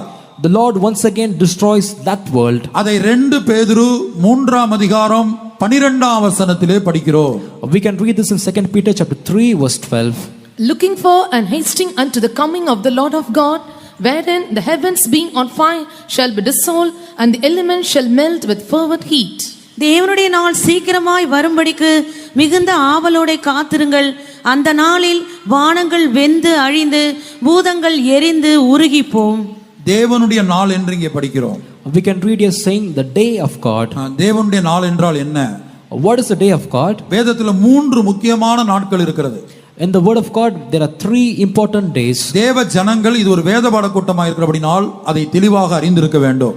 Because this is a Bible study, the children of God must know it very clearly. பிலிப்பியர் 1ஆம் அதிகாரம் 11ஆம் வசனத்தில் கிறிஸ்துவின் நாள் என்று படிக்கிறோம். In Philippians chapter 1 verse 11 we can read the day of Christ. 1 கொரிந்தியர் 5ஆம் அதிகாரத்தில் அதையே கர்த்தராகிய இயேசு கிறிஸ்துவினுடைய நாள் என்றும் படிக்கிறோம். Even in 1 Corinthians chapter 5 we can read as the day of Christ. கிறிஸ்துவின் நாள் கர்த்தராகிய இயேசுவினுடைய நாள் என்றால் அது இயேசுவின் ரகசிய வருகையை காட்டுகிறது. The day of Christ or the day of Lord Jesus, it shows the secret coming of Jesus. இரண்டாவதாக 2 பேதுரு 3:10 கர்த்தருடைய நாள் என்று படிக்கிறோம். In 2 Peter chapter 3 verse 10 we can read as the day of the Lord. கர்த்தருடைய நாள் என்று ஆமோஸ் தீர்க்கதரிசன புத்தகம் 5ஆம் அதிகாரத்திலும் ஏசாயா 13ஆம் அதிகாரத்திலும் வேதத்தில் பல இடங்களிலும் கர்த்தருடைய நாளை குறித்து படிக்கிறோம். In Amos chapter 5 and Isaiah chapter 13 and in different places of the Bible we can see it is said as the day of the Lord. இந்த கர்த்தருடைய நாளுக்கு பல பெயர்கள் இருக்கிறது. There are many names given to the day of the Lord. கர்த்தருடைய சினத்தின் நாள், The day of the wrath of God, கர்த்தருடைய கடுங்கோபத்தின் நாள், the day of the anger of God, கர்த்தருடைய யாகத்தின் நாள், the day of the vengeance of God. கர்த்தருடைய பரிசுத்த நாமத்துக்கு உண்டாகட்டும். Glory be to the holy name of the Lord. இப்படி பல்வேறு விதமான நாளை குறித்து நாம் படிக்கிறோம். We can read about many different such days. இந்த கர்த்தருடைய நாள் என்று சொல்லி எங்கெல்லாம் உபத்திரவத்தை பற்றி பேசுகிறதோ அது மகா உபத்திர காலம். இந்த கர்த்தருடைய நாள் என்பது மகா உபத்திர காலத்தை காட்டுகிறது. Wherever it is said as the day of the Lord and where it speaks about persecution, it shows the great tribulation period. அடுத்தபடியாக வேதத்தில் இன்னொரு கர்த்தருடைய நாளை குறித்து எழுதப்பட்டிருக்கிறது. Nextly in the Bible we can see about another day of the Lord. வெளிப்படுத்தல் 1ஆம் அதிகாரத்தில் வெளிப்படுத்தல் சில அதிகாரங்களில் கர்த்தருடைய நாளில் நான் ஆவிக்குள்ளானேன். In Revelation chapter 1 and other different places in Revelation we can see that in the day of the Lord I was in the spirit. அது ஞாயிற்றுக்கிழமை ஆராதனை நாளை காட்டுகிறது. It shows the day of Sunday's worship. ஆகவே தான் கிரேக்க பாஷையில் ரெண்டு வார்த்தைக்கு வித்தியாசம் இருக்கிறது. Therefore in the Greek word there are two different words for this. தேவனுடைய கோபத்தை குறிக்கக்கூடிய கர்த்தருடைய நாளுக்கு ஹெமாரா குரியோஸ் என்று எழுதப்பட்டிருக்கிறது. For the day of the Lord which shows the anger of the Lord it says as Emara Kurios. இந்த ஆராதனை நாள் வெளிப்படுத்தின விசேஷத்தில் சொல்லப்பட்ட கர்த்தருடைய நாளில் ஆவிக்குள்ளானேன். In the book of Revelation where it says in the day of the Lord I was in the spirit, that is the time of worship. அது ஹெமாரா குரியோகோஸ் என்று எழுதப்பட்டிருக்கிறது. It is said as Emara Kuriokos. கர்த்தருடைய பரிசுத்த நாமம் உண்டாகட்டும். Glory be to the holy name of the Lord. தேவனுடைய நாள் என்பது பிதாவின் ராஜ்யத்தை காட்டுகிறது. The day of the Lord shows the kingdom of the Father. அப்ப தேவனுடைய நாள் வருவதற்கு முன்பாக Before the kingdom of God comes, இனி வரும் உலகம் அழிய வேண்டும். the world to come should be destroyed. நித்தியம் ஸ்தாபிக்கப்படுவதற்கு முன்பாக Before eternity is established, இனி வரும் உலகம் அழிய வேண்டும். the world to come should be destroyed. அதைத்தான் வெளிப்படுத்தல் 21ஆம் அதிகாரம் முதல் வசனத்திலே In Revelation chapter 21 verse 1, வானங்கள் பூமி சமுத்திரம் எல்லாம் ஒளிந்து போகிறது. all the heavens and the earth and all the seas shall pass away, பிற்பாடு நித்தியம் ஸ்தாபிக்கப்படுகிறது. after which eternity is established. அதே காரியத்தை தான் 2 பேதுரு 3:12 The same thing we read in 2 Peter chapter 3 verse 12. இனி வரும் உலகத்தை கர்த்தர் அழிக்கிறார். The Lord destroys the world to come. அதற்கு பிற்பாடு அடுத்த வசனத்தை நீங்கள் படித்து பார்த்தால், If you read the following verse, வாசிங்க, நீதி வாசமாயிருக்கும் புதிய வானங்களும் புதிய பூமியும் உண்டாகும். the new heavens and the new earth shall be created, wherein dwelleth righteousness. Nevertheless, we, according to his promise, look for new heavens and a new earth wherein dwelleth righteousness. அவருடைய வாக்குத்தத்தத்தின்படியே நீதி வாசமாயிருக்கும் புதிய வானங்களும் புதிய பூமியும் உண்டாகும் என்று காத்திருக்கிறோம். கர்த்தருடைய பரிசுத்த நாமத்துக்கு மகிமை உண்டாகட்டும். Glory be to the holy name of the Lord. அப்ப இனி வரும் உலகத்தை ஆண்டவர் அழித்த பிற்ப வானங்கள் வெந்து அழிந்து பூதங்கள் எரிந்து உருகி போகும். After the Lord destroys the world to come, he says the heavens being on fire shall be dissolved, and the elements shall melt with fervent heat. 2 பேதுரு 3:12 இங்கிலீஷ்ல வாசிங்க. Looking for and hasting unto the coming of the day of God, and wherein the heavens being on fire shall be dissolved, and the elements shall melt with fervent heat. கர்த்தருடைய பரிசுத்த நாமத்துக்கு உண்டாகட்டும். Glory be to the holy name of the Lord. அப்ப வானங்கள் வெந்து அழிந்து என்று சொல்லுகிறார். He says the heavens being on fire shall be dissolved, பூதங்கள் எரிந்து உருகி போகும்.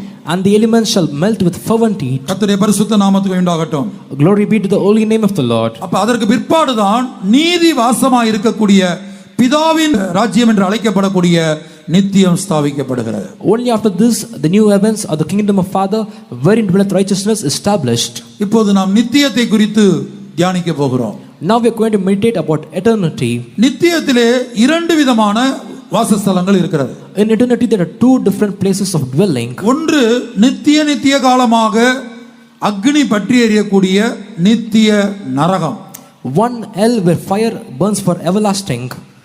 இரண்டாவதாக நித்திய காலமாக இளைப்பாறக்கூடிய மகிமையிலே வித்தியாசமுள்ள 4 விசேஷமான வாசஸ்தலங்கள்.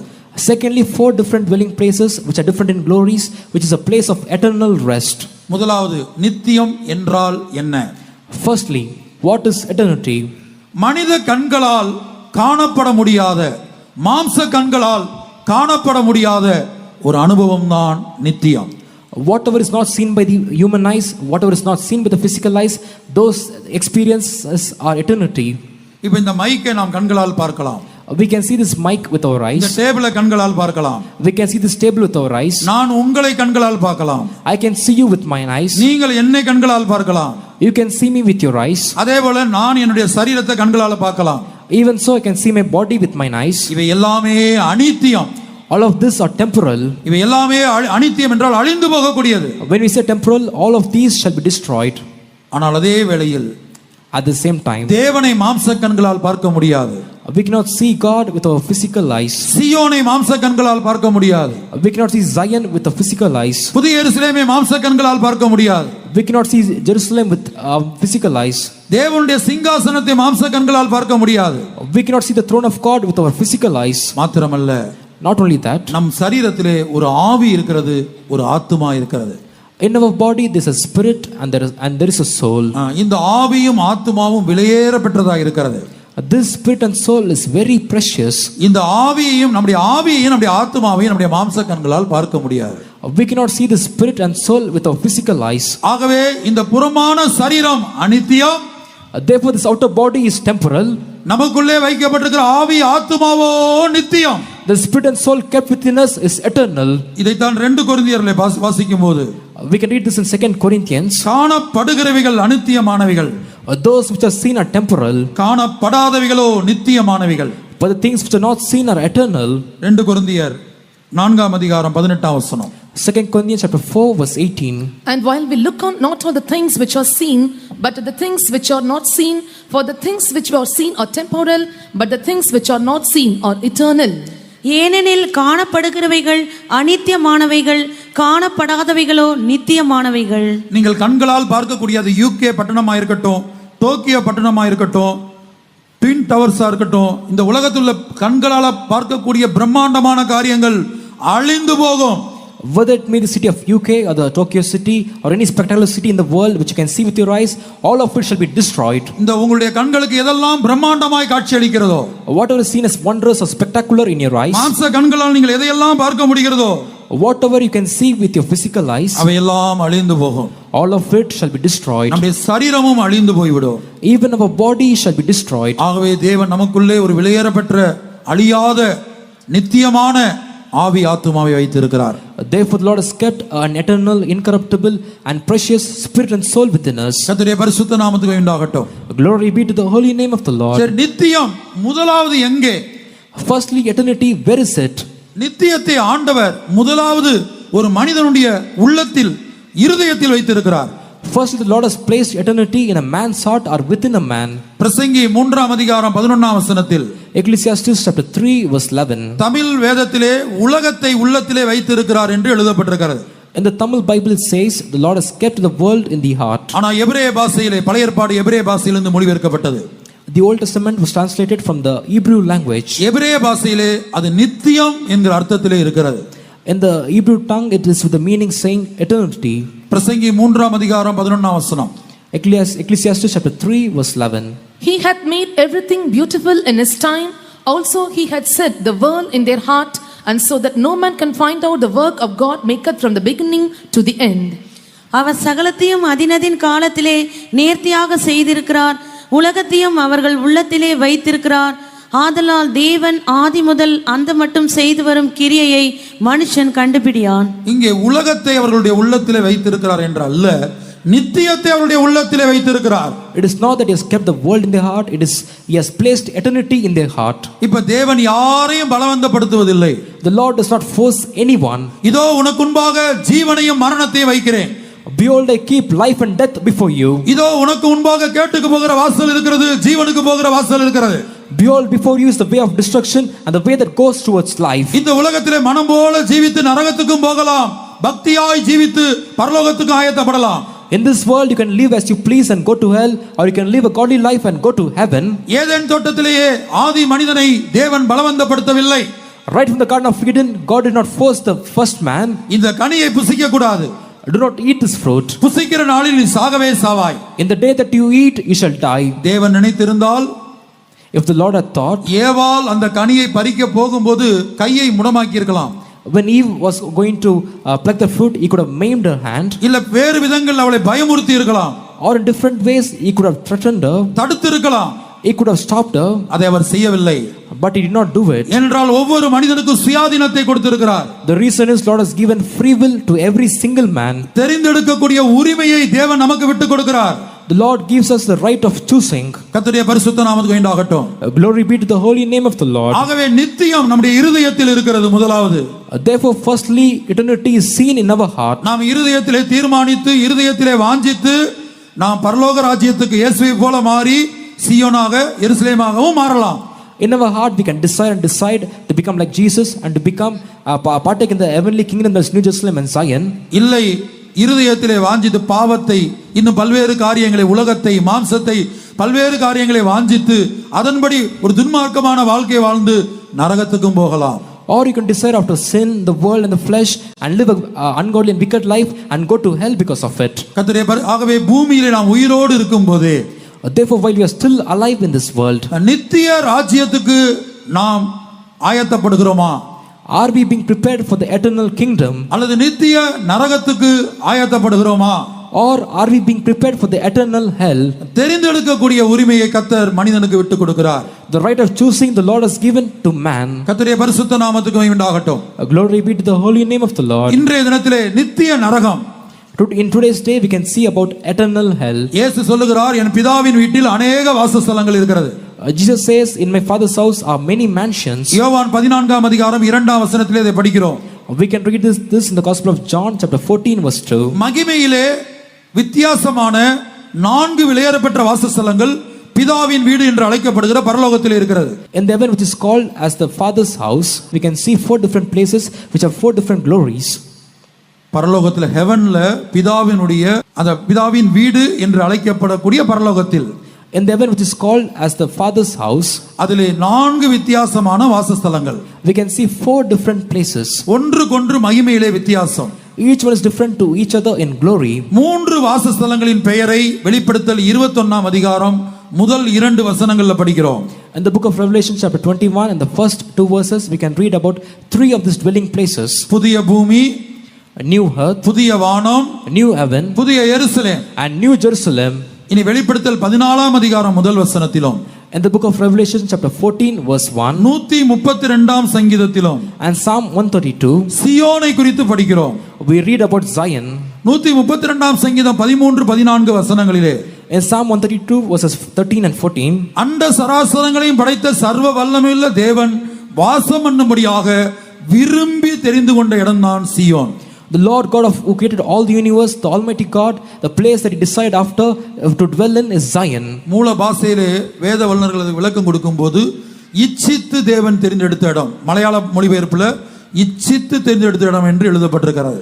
In the original translation and the Malayalam translation, the Bible scholars says it is a place that the Lord lusted after and decided after it. அப்ப அண்ட சராசரங்களையும் படைத்த தேவன் ஒரு குறிக்கப்பட்ட வாசஸ்தலத்தை விரும்பி, நான் இது என்றென்றைக்கும் தங்கும் இடம், இதை நான் விரும்பினபடினால் இங்கே வாசம் பண்ணுவேன் என்று தெரிந்து கொண்டால், அந்த சியோனின் மகிமையை நீங்கள் கற்பனை செய்து பாருங்கள். Just imagine the glory of Zion. If the Lord who created all the universe says, I have decided after it, I will dwell in it, and this is my rest forever. ஆகவே இந்த நித்திய வாசஸ்தலங்களை குறித்து இனி வரக்கூடிய நாட்களில் நாம் பார்க்கலாம். We can see about the eternal dwelling places in the days to come. நித்திய நரகம், Eternal hell. இப்ப நித்திய நரகம் என்று சொல்லும்போது, When we speak of eternal hell, அதற்கு முன்பாக தற்காலிக நரகம் என்று ஒன்று இருக்கிறது. it means before that there is a temporal hell also.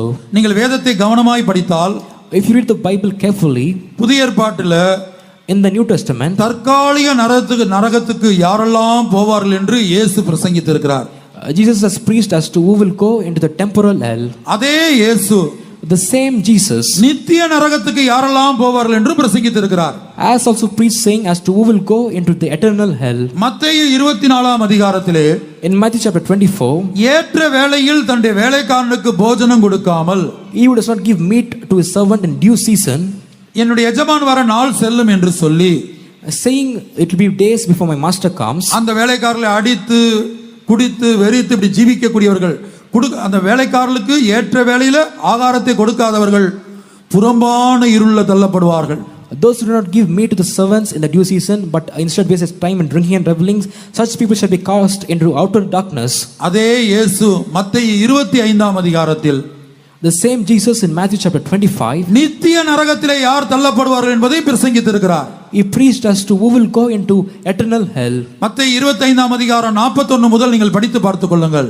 Read from Matthew chapter 25 from verse 41 onwards. நான் பசியாயிருந்தேன், I was hungry, எனக்கு போஜனம் கொடுக்கவில்லை, You gave me no meat. நான் தாகமாயிருந்தேன், I was thirsty. என் தாகத்தை தீர்க்கவில்லை. He gave me no drink. நான் வஸ்திரம் இல்லாதிருந்தேன், நீங்கள் எனக்கு வஸ்திரம் கொடுக்கவில்லை. I was naked and he clothed me not. நான் வியாதியாயிருந்தேன், என்னை விசாரிக்கவில்லை. I was sick and you did not visit me. நான் காவலில் இருந்தேன், என்னை பார்க்க வரவில்லை. And in prison and you did not came to see me. உடனே அவர்கள் கேட்கிறார்கள், Immediately they say, இயேசுவே நீர் எப்போது வியாதியாயிருந்தீர்? Lord Jesus, when were you sick? எப்போது பசியாயிருந்தீர்? When were you hungry? எப்போது நாங்கள் உமக்கு கொடுக்காமல் போனோம்? When did we not give you? இப்போ இயேசு சொல்லுகிறார், இந்த சிறியோருக்கு எதை செய்யாதிருந்தீர்களோ அதை எனக்கே செய்யாதிருந்தீர்கள். Jesus said, inasmuch as he did not do to the least of the ones, he did it not to me. அப்ப நித்திய நரகத்தில் தள்ளப்படுவதற்கு To be cast into eternal hell, அவர்களை பார்த்து சொல்லுகிறார், he says to them, சபிக்கப்பட்டவர்களே, ye cursed ones, பிசாசுக்காகவும் அவன் தூதர்களுக்காகவும் ஆயத்தமாக்கப்பட்டிருக்கிற that place that was created for the Satan and his angels, நித்திய அக்னியிலே போங்கள் என்று சொல்லுகிறார். he says, go into that eternal fire. அப்ப இயேசு கிறிஸ்து இன்னும் பல இடங்கள்ல தற்காலிக நரகத்தை குறித்தும் பிரசங்கித்திருக்கிறார். Jesus Christ in different places has spoke about temporal hell. லூக்கா 16ஆம் அதிகாரத்திலே In Luke chapter 16, ஒரு ஐஸ்வரியவானை குறித்தும் லாசருவை குறித்தும் இயேசு சொல்லும்போது, when he speaks about rich man and Lazarus, அப்ப இந்த லூக்கா 16:23 Luke chapter 16 verse 23, ஐஸ்வரியமாய் ஜீவித்து மரித்தவன் பாதாளத்திலே போய் வேதனைப்பட்டான் என்று அங்கே இயேசு பிரசங்கித்திருக்கிறார். Jesus says the man who lived richly and he went to hell and suffered there. ஆகவே நீங்கள் மனதிலே வைத்துக் கொள்ள வேண்டியது, You must keep this in mind. தற்காலிக நரகம் என்று சொல்லுவது, When we speak of temporal hell, ஒரு மனிதன் பாவியாய் மரித்து போகும்போது when a man dies as a sinner, அந்த பாவியுடைய ஆத்மா உடனே பாதாளத்துக்கு போகிறது. the man's soul immediately goes to hell. அந்த தற்காலிக நரகத்திலே 3 இடங்கள் காணப்படுகிறது. In this temporal hell there are 3 places. முதலாவது பாதாளம், Firstly hell, இரண்டாவது புறம்பான இருள், secondly outer darkness, மூன்றாவது அகாதமான பாதாளம். and thirdly is the bottomless pit. இந்த 3 பிரிவுகள் காணப்படுகிறது. There are these 3 places. இப்ப பாதாளம் என்று சொல்லும்போது, When you speak of hell or grave, ஒரு மனிதன் பாவியாய் மரிக்கும்போது, when a man dies as a sinner, இயேசுவை அறியாமல் not knowing Jesus, பாவியாய் மரிக்கும்போது when he dies as a sinner, மரித்ததான அந்த மனிதனுடைய ஆத்துமா the soul of the man who died, உடனடியாக பாதாளத்துக்கு போகிறது. it immediately goes to hell. அந்த பாதாளம் எங்கே இருக்கிறது? Where is that hell or grave? எசேக்கியேல் 32ஆம் அதிகாரம் முழுவதும் In Ezekiel chapter 32, the complete chapter, பாதாளத்தை பற்றிய தீர்க்கதரிசன வசனங்களாய் இருக்கிறது. it is the prophetical words about this hell. அதிலே எந்தெந்த நாட்டை சேர்ந்தவர்கள் எந்தெந்த சுபாவங்களுக்காக பாதாளத்துக்கு போகிறார்கள் என்று 32ஆம் அதிகாரம் முழுவதும் வீட்டில் படித்து பாருங்கள்.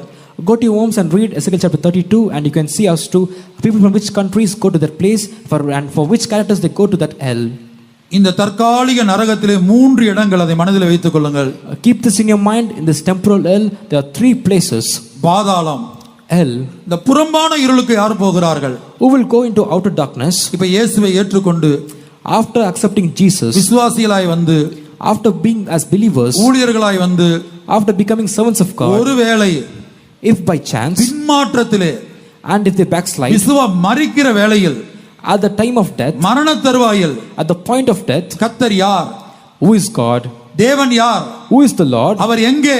Where is he? இப்படிப்பட்ட கேள்விகள், சில சோதனைகள், சில போராட்டங்கள், மரணத்துக்கு ஏதுவான வியாதிகள்ல In the times of tribulation and trials and in time of death, when they go through such paths, யாரெல்லாம் விசுவாசத்தை இழந்து போகிறார்களோ those who lose their faith, அவர்கள் புறம்பான இருளுக்கு போகிறார்கள். they will go into outer darkness. ஆகவே புறம்பான இருள் என்பது, When we say of outer darkness, இப்ப நீங்க சிறைச்சாலைக்கு போனீங்கன்னா, if you go to a prison, இப்ப பாத்தீங்கன்னா அரசியல்வாதிகளுக்கு, தலைவர்களுக்கு எல்லாம் பாத்தீங்கன்னா ஜெயில ஃபர்ஸ்ட் கிளாஸ் செகண்ட் கிளாஸ் இருக்கும். for the politicians who are seen in jail, they are first class and second class. அதுபோல விசுவாசிகளாகி விசுவாசத்தை இழந்தவர்கள், பல ஊழியங்களை செய்து விசுவாசத்தை இழந்தவர்கள், அவர்கள் தற்காலிக நரகத்திலே புறம்பான இருளுக்கு போகிறார்கள். Just as the believers who have lost their faith and those who ministered in different things and lost their faith, they will go into this temporal and be put into outer darkness. விசுவாசத்தை இழந்தவர்கள் என்று நாம் எப்படி சொல்லுகிறோம்? How can we say that they lost their faith? மத்தேயு 8ஆம் அதிகாரத்தில் In Matthew chapter 8, இயேசு தன்னுடைய பிரசங்கத்திலே சொல்லி இருக்கிறார், Jesus in his sermon said, ராஜ்யத்தின் புத்திரரோ புறம்பான இருளிலே காணப்படுவார்கள். the sons of the kingdom shall be seen in outer darkness. ராஜ்யத்தின் புத்திரர், The sons of the kingdom, அவர்கள் பரலோக ராஜ்யத்துக்கென்று அழைக்கப்பட்டவர்கள். They were called for the kingdom of heaven, ஆனால் அந்த இடத்தை அவர்கள் சுதந்திரிக்கக்கூடிய வாழ்க்கையை வாழவில்லை. but they did not live a life to inherit that place. அழைப்புக்கு பாத்திரவான்களாய் ஜீவிக்கவில்லை. They did not live worthy of the calling. இந்த ராஜ்யத்தின் புத்திரர் என்பதற்கு முதல் அர்த்தம் எழுத்தின்படியான யூதர்களை, இஸ்ரவேல் ஜனங்களை காட்டுகிறது. The first meaning of the children of kingdom means literal Jews. இந்த எழுத்தின்படியான இஸ்ரவேல் ஜனங்கள், எழுத்தின்படியான யூதர்கள், அவர்கள் இயேசுவை விசுவாசிக்கவில்லை. These little Jews and the children of Israel, they did not believe in Jesus. ஆகவே வேத வல்லுனர்கள் இரண்டு கோணங்களிலே இதை எழுதுகிறார்கள். Therefore the biblical scholars write this verse in two different angles. ராஜ்யத்தின் புத்திரரோ புறம்பான இருளிலே காணப்படுவார்கள். The children of the kingdom shall be seen in outer darkness. மத்தேயு 8:12. Matthew chapter 8 verse 12. But the children of the kingdom shall be cast into outer darkness, and there shall be weeping and gnashing of teeth. ராஜ்யத்தின் புத்திரரோ புறம்பான இருளிலே தள்ளப்படுவார்கள், அங்கே அழுகையும் பற்கடிப்பும் உண்டாயிருக்கும் என்று உங்களுக்கு சொல்லுகிறேன் என்றார். அப்ப இது இயேசுவுடைய பிரசங்கம், மறக்க வேண்டாம். Do not forget that this is the sermon of Jesus. ராஜ்யத்தின் புத்திரரோ, இயேசு இரக்கமுள்ளவர்தான். Jesus is merciful. இயேசு அன்புள்ளவர்தான். Jesus is loving. இயேசு மன்னிக்கிறவர்தான். Jesus forgives. ஆனா அதே இயேசு தெளிவாக பாதாளத்தை குறித்தும் பிரசங்கித்திருக்கிறார், புறம்பான இருளை குறித்தும் பிரசங்கித்திருக்கிறார், நித்திய நரகத்தை குறித்தும் பிரசங்கித்திருக்கிறார். But the same Jesus has spoken about hell, the temporal hell, the outer darkness, and also about the eternal hell. கர்த்தருடைய பரிசுத்த நாமத்துக்கு உண்டாகட்டும். Glory be to the holy name of the Lord. அப்ப இந்த ராஜ்யத்தின் புத்திரர் என்று சொல்லும்போது நீங்க மேல உள்ள வசனத்தை பார்த்தீங்கன்னா அங்க விசுவாசத்தை குறித்து இயேசு பேசிட்டு வர்றார். If we see the children of the kingdom, if we read the above verses, we can see that Jesus is speaking about faith. அப்ப விசுவாசத்தை இழந்தவர்கள், Those who have lost the faith. ஒருவேளை உங்களுக்கு விசுவாசத்தை இழந்தா நரகத்துக்கு போயிடுவாங்களான்னு ஒரு கேள்வி வரலாம். You may have a question saying, if we lose the faith, will we go to hell? வெளிப்படுத்தல் 21:8 படிச்சீங்கன்னா தெளிவா புரிஞ்சிரும். If you read Revelation chapter 21 verse 8, you can understand it clearly. வெளிப்படுத்தல் 21:8ல நித்திய நரகத்திலே யாரெல்லாம் தள்ளப்படுவார்கள் என்று நேரடியாய் வசனம் கொடுக்கப்பட்டிருக்கிறது. In Revelation chapter 21 verse 8, a verse is clearly state as to who goes to that eternal hell. But the fearful and unbelieving and the abominable and murderers and whoremongers and sorcerers and idolaters and all liars shall have their part in the lake which burneth with fire and brimstone, and which is the second death. பயப்படுகிறவர்களும் அவிசுவாசிகளும் அவிசுவாசிகள், The unbelieving, விசுவாசத்தை இழந்தவர்கள், those who have lost their faith, நரகத்திலே தள்ளப்படுவார்கள். they shall be cast into hell. ஆகவே தான் துவக்கத்திலே சொன்னேன், விசுவாசியாதவர்களை பிசாசு அழிக்கவில்லை, கர்த்தரே அழித்தார். Therefore in the beginning I said, those who believe not, it was not the devil but the Lord who himself destroyed them. வாசிங்க. அருவருப்பானவர்களும் கொலைபாதகரும் விபசாரக்காரரும் சூனியக்காரரும் விக்கிரகாராதனைக்காரரும் பொய்யர் அனைவரும் இரண்டாம் மரணமாகிய அக்கினியும் கந்தகமும் எரிகிற கடலிலே பங்கடைவார்கள் என்றார். இப்ப உலகத்திலே பல நீதிமன்றங்கள் இருக்கிறது. In the world we can see different courts. ஒவ்வொரு நாட்டிலும் ஒவ்வொரு விதமான சட்டங்கள் இருக்கிறது. In different countries there are different laws. இப்போ ஒரு மனிதன் கொலை செய்து விட்டால் அவனுக்கு மரண தண்டனை கொடுக்கிறார்கள். If a man kills someone, he is sentenced to death. ஆனா ஒரு மனிதன் ஒரு பொய் பேசி விட்டால் மரண தண்டனை கொடுப்பதில்லை, எந்த சட்டமும் கொடுப்பதில்லை. But if a man speaks a single lie, no law will sentence him to death. ஆனால் தேவனுடைய நீதிமன்றத்தில், But in the judgment all of God, கொலைகாரனுக்கு என்ன தண்டனையோ, what punishment is for the murderer, விபச்சார பாவம் பண்ணவனுக்கு என்ன தண்டனையோ, what punishment is for the person who commits adultery, ஒருவேளை நம்முடைய பார்வையில maybe in our sight, அவங்க விபச்சார பாவம் பண்ணிட்டாங்க, he did a sin of adultery, ஐயோ அவங்க கொலை பண்ணிட்டாங்க, he killed someone, இவங்க ஒரு பொய் சொல்லிட்டாங்க, he just spoke a single lie, இப்படி நாம் எடுத்துக்கொள்கிறோம்.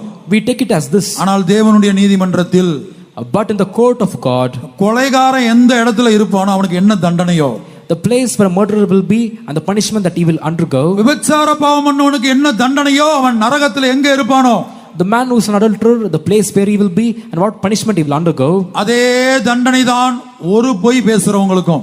the same punishment is for them who speak a single lie. அதே தண்டனை தான் மனுஷனுக்கு பயப்படுகிறவர்களுக்கும். The same punishment is for them who fear man. அது ஏன் மனுஷனுக்கு பயப்படுகிறேன் என்று நான் சொல்லுகிறேன். Why do I say fearing man? இயேசு சொல்லுகிறார், Jesus says, லூக்கா எழுதின சுவிசேஷத்துல நீங்க இன்னாருக்கு பயப்பட வேண்டும் என்று நான் உங்களுக்கு காண்பிக்கிறேன். in the gospel of Luke he says, I show as to whom you should fear of. தேவனுக்கு பயப்பட வேண்டும் என்று வேதம் சொல்லுகிறது. The word of God says you must fear God. பரிசுத்தவான்களுக்கு விரோதமாய் பேசுவதற்கு பயப்பட வேண்டும் என்று வேதம் சொல்லுகிறது. The word of God says you must fear to speak against the servants of God. என்னாகமம் 12ஆம் அதிகாரத்திலே கர்த்தர் கேட்கிறார், என் தாசனாகிய மோசேக்கு விரோதமாய் பேச உங்களுக்கு பயம் இல்லாமல் போனது என்ன? In Numbers chapter 12, the Lord says, how were you not fearful to speak against my servant Moses? அப்ப தேவனுக்கு பயப்பட வேண்டும். You must fear God. அபிஷேகம் பண்ணப்பட்ட பரிசுத்தவான்களுக்கு விரோதமாய் பேச பயப்பட வேண்டும். You must fear to speak against anointed servants of God. அதான் இயேசு சொல்கிறார், நீங்கள் இன்னாருக்கு பயப்பட வேண்டும் என்று நான் உங்களுக்கு காண்பிக்கிறேன். That is why Jesus says, I will show as to whom you should fear. கர்த்தருடைய பரிசுத்த நாமத்துக்கு உண்டாகட்டும். Glory be to the holy name of the அதே Lord. வேளை உலக மனிதர்களுக்கு நாம் பயப்படக்கூடாது. At the same time, we must never fear worldly people. சிலருக்கு இதுதான் சரியான சத்தியம் என்று தெரியும். Some people know that this is the right truth. இதுதான் சரியான ஞானஸ்நானம் என்று தெரியும். They know that this is the right baptism. ஆனால் அவர்கள் யாருக்கோ பயந்து இந்த சத்தியத்துக்கு ஒப்பு கொடுக்காமல் ஜீவித்துக் கொண்டிருக்கிறார்கள். But they fearing someone are living a life not accepting this truth. ஏதோ பாரம்பரிய கட்டுகள், Some bindings of ஏதோ tradition, சடங்காச்சாரங்கள், some rituals, ஏதோ ஒரு குறிக்கப்பட்ட சபையில் அடிமையாக இருந்து கொண்டு being in bondage to some particular church. பலமுறை சிலரிடத்திலே கர்த்தர் சத்தியத்தை தொடர்ந்து பேசினாலும் Even though the Lord has spoken the truth to them continuously for many times, மற்றவர்களுக்கு பயந்து சத்தியத்துக்கு கீழ்ப்படியாமல் இருக்கிறார்கள். fearing others, they have not obeyed to the truth. அப்படி பயப்படுகிறவர்கள் நரகத்திலே தள்ளப்படுவார்கள். Those that fear like that, they shall be cast into hell. பொய் பேசுகிறவர்கள் நரகத்திலே தள்ளப்படுவார்கள். Those who speak lies will be cast into hell. ஒரு சந்தர்ப்பத்திலே பாஸ்டர் மனோகரன் அவர்கள் மார்த்தாண்டம் கன்வென்ஷன்ல ஞாயிற்றுக்கிழமை ஆராதனை பிரசங்கத்திலே இப்படி சொன்னார். In a certain situation, Pastor Manoharan in Matharan convention in the Sunday service, he told like this. ஒரு கன்வென்ஷன்ல நார்த் இந்தியால ஒரு கன்வென்ஷன் போயிருந்தார். He had gone for a convention in North India. ஒரு விசுவாசியின் இடத்திலே கேட்டார், இன்றைக்கு எத்தனை பேர் எவ்வளவு ஜனங்கள் கூடி இருப்பார்கள்? He asked a particular believer saying, how many would have come for the meeting today? அவர் ஒரு குறிக்கப்பட்ட 1000 கணக்கு சொன்னாராம். He gave a count in thousands. அப்போது இவர் கேட்டாராம், நீங்கள் எண்ணி பார்த்தீர்களா என்று கேட்டாராம். He asked the believer saying, did you count them? ஒருவேளை குத்து மதிப்பா உத்தேசமாக இவ்வளவு பேர் வந்தாங்க என்று சொல்லி இருக்கலாம்.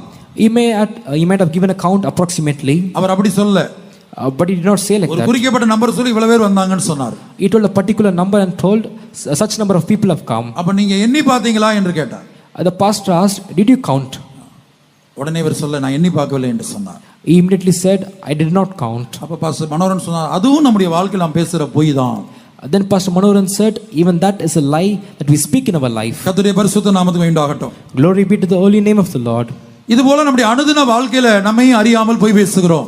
Even so in our daily life, without our knowledge, we speak lies. இது எத்தனையோ வருடங்களுக்கு முன்பாக நடந்த சம்பவம். This is a situation that took place many years ago. சில வருஷங்களுக்கு முன்பாக கொட்டாரக்கரா கன்வென்ஷன் போயிருந்தேன் நான். Some years back, I had gone to Kotarakara convention. அப்போ தலைமை பாஸ்டராய் காணப்பட்ட பாஸ்டர் வில்சன் அவர்கள், Pastor Wilson was then the chief pastor. Mappalayam faith ஹோம்ல இப்ப எவ்வளவு பேருக்கு ஜனங்கள் கூடுறாங்கன்னு கேட்டார்.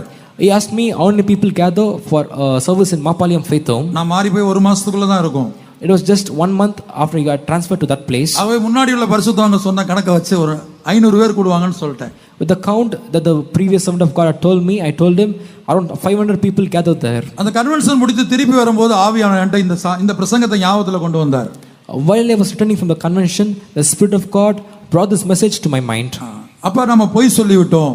I have spoken a lie. அப்ப அந்த வாரமே கூட்டத்துல எல்லாரும் இங்கிலீஷ் பாட்டு பாடும்போது எழுப்பி நின்னு எண்ணி பார்த்தோம். In the next week, in the same Sunday service, I asked everyone to stand up for the English song, and I took a count. சொன்னதுல பாதி பேர் தான் இருந்தாங்க. With the count that I given there, only half of the people were there. கர்த்தருடைய பரிசுத்த நாமத்துக்கு உண்டாகட்டும். Glory be to the holy name of the Lord. நான் இதை எதுக்கு சொல்கிறேன் என்று சொன்னால், The reason I am saying this, நான் ஒரு ஊழியக்கார வஸ்திரத்தை தரித்திருந்தாலும், even though I am wearing a cloth of a servant of நாம் God, யாரா இருந்தாலும், whoever we may be, நம்ம பர்பஸா பொய் பேசணும்னு சொல்லி பேசுறது இல்ல. we may not speak lies purposefully.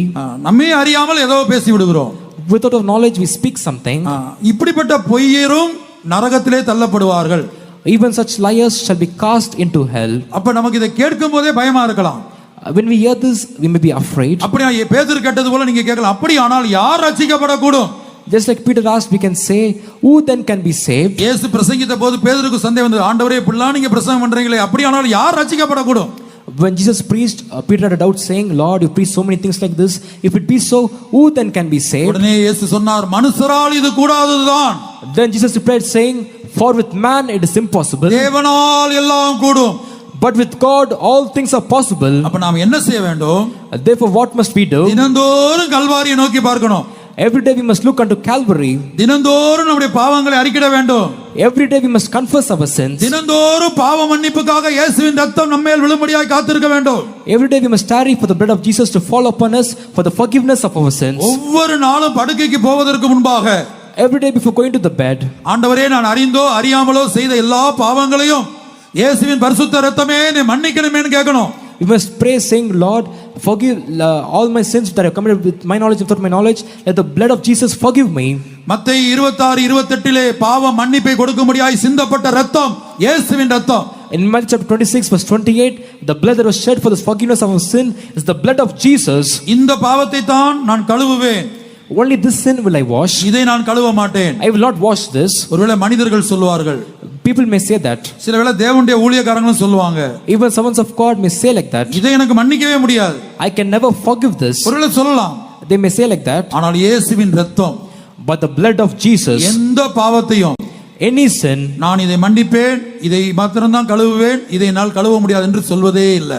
it will never say I can forgive only this, I can wash only this, I cannot forgive the other. 1 யோவான் 1:7 First John chapter 1 verse இயேசு 7. கிறிஸ்துவின் ரத்தம் சகல பாவங்களை நீக்கி நம்மை சுத்திகரிக்கிறது. The blood of Jesus removes all sins and cleanses us. ஆகவே நித்திய நரகத்துக்கு யார் போவார்கள் என்று அந்த பட்டியலை நீங்கள் பார்த்துக் கொள்ளுங்கள். Therefore read the list of people who will go into eternal hell. உங்களுடைய தனி ஜெபத்தில் ஜெபித்த ஆண்டவர்ட்ட கேளுங்க, இதுல என்னென்ன பாவங்கள் எனக்குள்ள இருக்கிறது. In a personal prayer, pray and ask saying, Lord, what are the sins that are seen in me? Pastor Lazarus அவர்கள் எனக்கு தனிப்பட்ட முறையில் சொல்லிக் கொடுத்தார். Pastor Lazarus has taught to me this in a personal manner. ஒரு பிரசங்கத்தை கேள்விப்படும் போது When you listen to a message, அதுல எதெல்லாம் உன் வாழ்க்கையில இருக்கு, இது இருக்குதா அது இருக்குதான்னு பார்க்க போகாத. do not see saying whether this is there in my life or this is not there in my life. ஒவ்வொரு கூட்டம் முடிந்த பிற்பாடு அந்த கூட்டத்தின் முடிவில் கொஞ்ச நேரம் டைம் கொடுப்பாங்க. At the end of every meeting, they will give some time. ஆண்டவரே, கேள்விப்பட்ட உம்முடைய வார்த்தைகளுக்கு முன்பாக நான் குற்றவாளியாக இருக்கிறேன். Lord, I am guilty before the word of God that I have heard right now. என்னை மன்னியும் ஆண்டவரே. Lord, forgive me. என்னை கழுவி சுத்திகரியும் ஆண்டவரே. Lord, wash and cleanse N me. மேல் இரக்கமாயிரும் ஆண்டவரே. Lord, have mercy on me. இத மாத்திரம் நீ சொல்லிட்டனா தேவனுடைய நியாய தீர்ப்புக்கு தப்பலாம். வசனம் உன்னை நியாயம் தீர்ப்பதில்லை. It is sufficient that you say just this, then you will escape the judgment of God, and the word of God will not judge you. அதை இன்றைக்கு வரைக்கும் நான் அதை ஃபாலோ பண்றேன். I follow this till today. அது மற்றவங்க பிரசங்கத்தை கேட்டாலும் நான் பிரசங்கம் பண்ணாலும், Whether it be others' message or the message that I preach. ஆகவே இது கடினம் என்று நீங்கள் நினைக்க வேண்டாம். Therefore, do not think saying this is very difficult. யாரால் வாழ முடியும் என்று யோசிக்க வேண்டாம். Do not think saying who can live like this. தினந்தோறும் கல்வாரியை நோக்கி பார்க்க வேண்டும். Every day you must look unto Calvary. நம்முடைய பாவங்களை, நம்முடைய குறைவுகளை நாம் தேவ சமூகத்திலே சொல்ல வேண்டும். We must save our sins and shortcoming before the presence of the Lord. எப்போதெல்லாம் கூட்டத்துக்கு வந்து தேவனுடைய வார்த்தைகளை கேட்கிறோமோ, கூட்டத்தின் முடிவிலே ஆண்டவரே, இந்த வார்த்தைகளின்படி நான் குற்றவாளி ஆண்டவரே, என் மேல் இரக்கமாயிரும். Whenever you come to the meetings and listen to the word of God, you must say at the end of the meeting, Lord, before this word of God, I am guilty. Please forgive me. கர்த்தருடைய பரிசுத்த நாமத்துக்கு உண்டாகட்டும். Glory be to the holy name of the Lord. ஆகவே தற்காலிக நரகத்துக்கு யாரெல்லாம் போகிறார்களோ அவர்கள் எல்லாரும் வெள்ளை சிங்காசன நியாய தீர்ப்புக்கு பிற்பாடு நித்திய நரகத்திலே தள்ளப்படுகிறார்கள். Those who are seen in the temporal hell after the white throne judgment, they will be cast into the eternal hell. ஆகவே தற்காலிக நரகத்துல போனவங்க தான் நித்திய நரகத்துல இருப்பாங்க. Only those who go into the temporal hell will go into the eternal hell. ஆனா நீங்க வேதத்தை கவனமாய் படித்தால், But if you read the word of God very carefully, இன்னாரெல்லாம் நித்திய நரகத்துக்கு போவாங்கன்னு நேரடியா எழுதப்பட்டிருக்கும். it is written saying such people will go into eternal hell. ஆனா இன்னாரெல்லாம் பாதாளத்துக்கு போவார்கள், புறம்பான இருளுக்கு போவார்கள் என்று எழுதப்பட்டிருக்கும். And it is also said saying such people go into hell and such people go into the outer darkness. அப்ப தேவ ஜனங்கள் இங்கு அதிகமாக இருக்கிறபடினால், Because there is many children of God here, புறம்பான இருளுக்கு யாரெல்லாம் போவார்கள் என்று இயேசு பிரசங்கித்திருக்கிறார். அந்த வசனங்களை மட்டும் சுருக்கமாய் சொல்லுகிறேன். I want to tell in short as to the verses where the Lord says who will go into the outer darkness. முதலாவது ராஜ்யத்தின் புத்திரர் புறம்பான இருளில் காணப்படுவார்கள். Firstly, the children of the kingdom shall be seen in the outer darkness. நம்முடைய ஓட்டத்தை முடிக்கும் போது விசுவாசத்தோடு முடிக்க வேண்டும். At the end of our race, we must end it with faith. எந்த சோதனை வந்தாலும், எவ்வளவு பயங்கரமான வியாதியில மரிக்க வேண்டிய சூழ்நிலை வந்தாலும், Whatever temptation may come and whatever serious sickness may come, and if you may have to die in it, மருத்துவமனையில போய் மரித்திடக்கூடாது. you must not die in a hospital. விசுவாசத்தோடு மரிக்க வேண்டும். You must die with faith. எபிரேயர் 11:13ல அவர்கள் விசுவாசத்தோடு மரித்தார்கள் என்று படிக்கிறோம், பழைய ஏற்பாட்டு பரிசுத்தவான்கள். In Hebrews 11 verse 13 we read saying they died in faith. இது விசுவாச ஜீவியம் மாத்திரமல்ல, Not just a life of faith. விசுவாசத்துல ஜீவிப்பது மாத்திரமல்ல, It is not just living in faith. நம்முடைய ஓட்டத்தை முடிக்கும் போது, When we complete our race, நம்முடைய சரீரத்தை விட்டு உயிர் பிரியும் போது, when our soul leaves this body, இந்த ஆவி இந்த சரீரத்தை விட்டு வெளியேறும் போது when the spirit leaves this body, விசுவாசத்தோடு மரிக்க வேண்டும். you must die with faith. வாசிங்க எபிரேயர் 11:13. Read Hebrews chapter 11 verse 13. And these all died in faith, not having received the promises, but having seen them afar off, and were persuaded of them, and embraced them, and confessed that they were strangers and pilgrims on the earth. இவர்கள் எல்லாரும் வாக்குத்தத்தம் பண்ணப்பட்டவைகளை அடையாமல் தூரத்திலே அவைகளை கண்டு நம்பி அணைத்து கொண்டு பூமியின் மேல் தங்களை அந்நியரும் பரதேசிகளும் என்று அறிக்கையிட்டு விசுவாசத்தோடே மரித்தார்கள். மரிக்கும்போது விசுவாசம். When you die in faith, கர்த்தருடைய பரிசுத்த நாமம் உண்டாகட்டும். glory be to the holy name of the Lord. அப்ப விசுவாசத்தோடு மரிக்காவிட்டால், இப்ப நான் ஒரு ஊழியக்காரனா இருந்து மரிக்கிறேன்னு வச்சுக்கவே, நான் என்ன உதாரணம் கொடுக்குறேன். I give myself an example. If I am a servant of God and when I die, and if you do not die in faith, ஒரு பயங்கரமான வியாதிப்பட்டு மாத கணக்கா இருந்து நான் மரிக்கிறேன் என்று வைத்துக் கொள்ளுங்கள். take for example, I am seen in a terrible sickness. I am seen in the same state for many months together, and I die like that. எத்தனை மாதம் வியாதி படுக்கையில இருந்தாலும், Even if I am in sick bed for many months மரிக்கும் together, வேளையிலும் at the time of death, விசுவாசத்தை இழந்துடக்கூடாது. I should not lose the faith. தேவன் மேல் உள்ள விசுவாசம், கர்த்தர் மேல் உள்ள விசுவாசத்தை, இயேசுவின் மேல் உள்ள விசுவாசத்தை இழந்துடக்கூடாது. I should never lose the faith upon God, faith upon the Lord, and faith upon Jesus. அப்படி இழந்து நான் மரித்தால், If I lose the faith and die, பரலோகத்துல புதிய பூமி கூட போக முடியாது. I cannot even go to the new heaven in the புறம்பான இருளில் தள்ளப்படுவார்கள். I will be put into outer darkness. அடுத்து மத்தேயு 24 அதிகாரத்துல நான் ஏற்கனவே சொன்னேன், ஏற்ற வேளையில வேலைக்காரர்களுக்கே போஜனம் கொடுக்காதவர்கள். In Matthew chapter 24, I said, people will not give meat in due season. உங்க வீட்டுல வேலைக்காரங்க இருக்கலாம், There may be servants in your house. உங்களுக்கு டிரைவர்ஸ் இருக்கலாம், You may have drivers, அல்லது நீங்க ஒரு கம்பெனி வச்சு உங்களுக்கு கீழே பலரும் வேலை பார்க்கலாம். or you may own a company and people will work under you. உங்க வேலைக்காரங்களுக்கு நீங்க ஏற்ற வேலையில கொடுக்கணும். You must give your servants in due season. ஒரு மணி சாப்பாடை 3 மணிக்கு கொடுக்க கூடாது. The food that should be served at 1 o'clock is not served at 3 o'clock. 9 மணிக்கு கொடுக்க வேண்டிய சாப்பாடை 10:30 மணிக்கு கொடுக்க கூடாது. The food that should be served at 9, you must not serve it at 10:30. ஏற்ற வேளையில் கொடுக்க வேண்டும். You must give in due season. அப்படியான உங்க குடும்பத்துல ஒரு மாமனார் ஒரு மாமியார் வயதானவங்க இருப்பாங்க. In your families, you may have father-in-law and mother-in-law who are very aged. அவங்க ஒருவேளை வியாதியஸ்தர்களா இருப்பாங்க. They may also be sick. அவங்களை நீங்க எப்படி கவனிக்கிறீங்க? How are you taking care of them? அவங்களுக்கு எப்படி நீங்க ஆகாரம் கொடுக்கறீங்க? How are you giving them food? அப்ப அதை ஏற்ற வேளையில் கொடுக்காவிட்டால் புறம்பான இருளிலே தள்ளப்படுவார்கள். If you not give them in due season, you will be put into outer darkness. இனி மூன்றாவதாக, Thirdly, தாளந்தை புதைத்து வைத்தவன், ஒரு தாளந்தை புதைத்து வைத்தவன், he who had hid the 1 talent, அவன் புறம்பான இருளிலே தள்ளப்படுவான். he shall be cast into outer darkness. நீங்க அந்த வேத பகுதியெல்லாம் தேடி படித்து பார்த்துக் கொள்ளுங்க, எல்லாத்தையும் வாசிக்க சமயம் இல்ல. We do not have time to read all the scriptures. You can read it for yourself. அப்ப இன்றைக்கு எத்தனையோ சந்தர்ப்பத்தில் சிலருக்கு பாத்தீங்கன்னா நியூ இயர் அன்னைக்கு மட்டும் தான் தீர்க்கதரிசனம் வரும். Today we see in many situations some people will prophesy only on the new year. அது கரெக்ட்டா 12 மணிக்கு தாண்டின அந்த ஒரு செகண்ட் தாண்டின உடனே முதல்ல நான் சொல்லணும். They will be, I should be the first person to prophesy when the clock crosses at 12 அடுத்த a.m. 12 மாசம் தீர்க்கதரிசனம் கிடையாது, அடுத்த வருஷம் வரைக்கும் காத்திருக்கணும். For the next 12 months there will be no prophecy. We must have to wait for the next year to come. தேவன் கொடுத்ததான தாளந்தை நாம் பிரயோஜனப்படுத்தாமல் புதைத்து வைத்தால் புறம்பான இருளிலே தள்ளப்படுவார்கள். If we do not use the talents that the Lord has given us, if we hide them, then the Lord will cast us into outer darkness. அடுத்தபடியாக மத்தேயு 22 அதிகாரத்தில் நீங்கள் அந்த கல்யாண வஸ்திரம் தரித்திராத மனிதன் புறம்பான இருளிலே தள்ளப்பட்டான் என்று நாம் பார்க்கிறோம். In Matthew chapter 22 we can read the man who did not have wedding garment, he was cast into outer darkness. அந்த சுவிசேஷத்திலே In that ராஜாவை பார்க்கிறோம். In the gospel we can see about a king. அவர் பிதாவா இருக்கிறார். He is the father. அங்க ஒரு குமாரனை பார்க்கிறோம். We see a son. அவர் இயேசுவா இருக்கிறார். He is Jesus. அந்த வேத பகுதியிலே ஒரு மணவாட்டி மறைந்து இருக்கிறாள். In the scripture there's a bride who is hidden. விருந்தாளி கல்யாண வஸ்திரம் தரித்திராததுக்கே புறம்பான இருளிலே தள்ளப்பட்டான். The guest was not wearing the wedding garment, he was put into outer darkness. அப்படியானால் மணவாட்டி ஆவிக்குரிய வஸ்திரங்களை குறித்து எவ்வளவு கருத்துள்ளவளாய் இருக்க வேண்டும். Then see how diligent the bride should be concerning the spiritual garments. இவர்கள் எல்லாம் புறம்பான இருளுக்கு போவார்கள் என்று சொல்லப்பட்டிருக்கிறது. It is said all of them shall go into outer darkness. இனி பாதாளத்துக்கு போகிறவர்கள் யார்?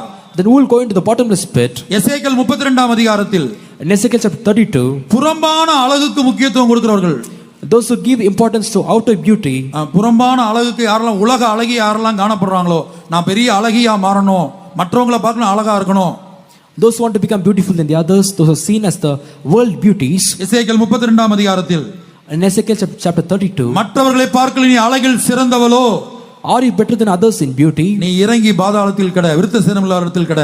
You come down and go into hell and lie with uncircumcised. இந்த அதிகாரத்திலே ஒரு தீர்க்கதரிசனம் எழுதப்பட்டிருக்கிறது.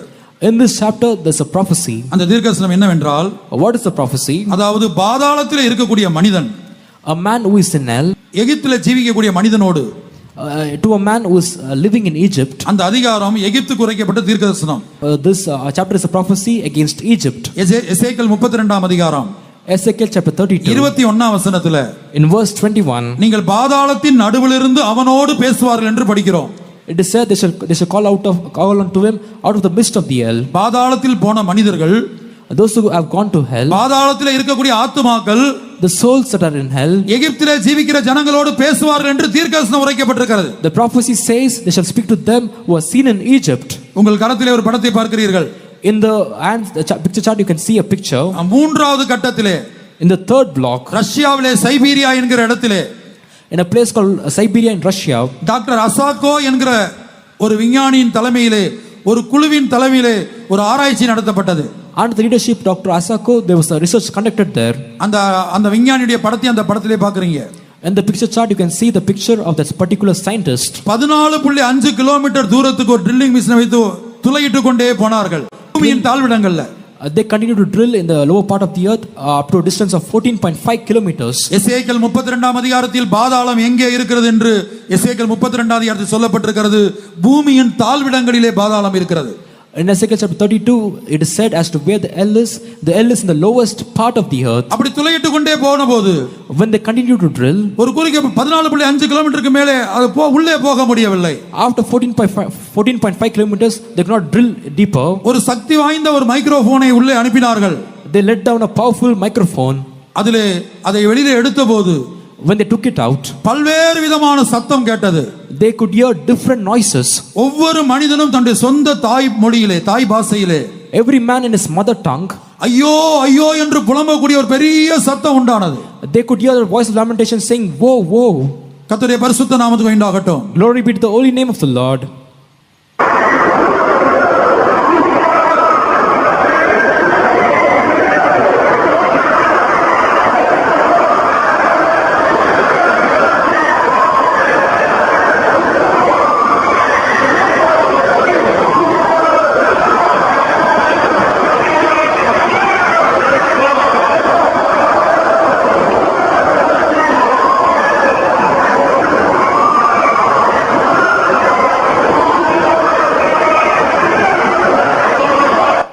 கர்த்தருடைய பரிசுத்த நாமத்துக்கு உண்டாகட்டும். Glory be to the holy name of the Lord. இந்த சத்தத்தை கேட்ட இந்த டாக்டர் அசாக்கா தலைமையில ஒரு குழுவுல காணப்பட்ட எல்லாருடைய போட்டோஸ் அதுல இருக்குது.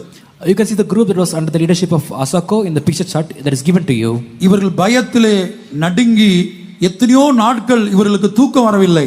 They trembled with fear and for many days they could not sleep. போதை மருந்துகளை பயன்படுத்தி தான் தூக்கத்தை வரவழைத்தார்களாம். They used to take drugs to get into sleep. Russia இந்த செய்தியை மறைக்க பிரயாசப்பட்டது.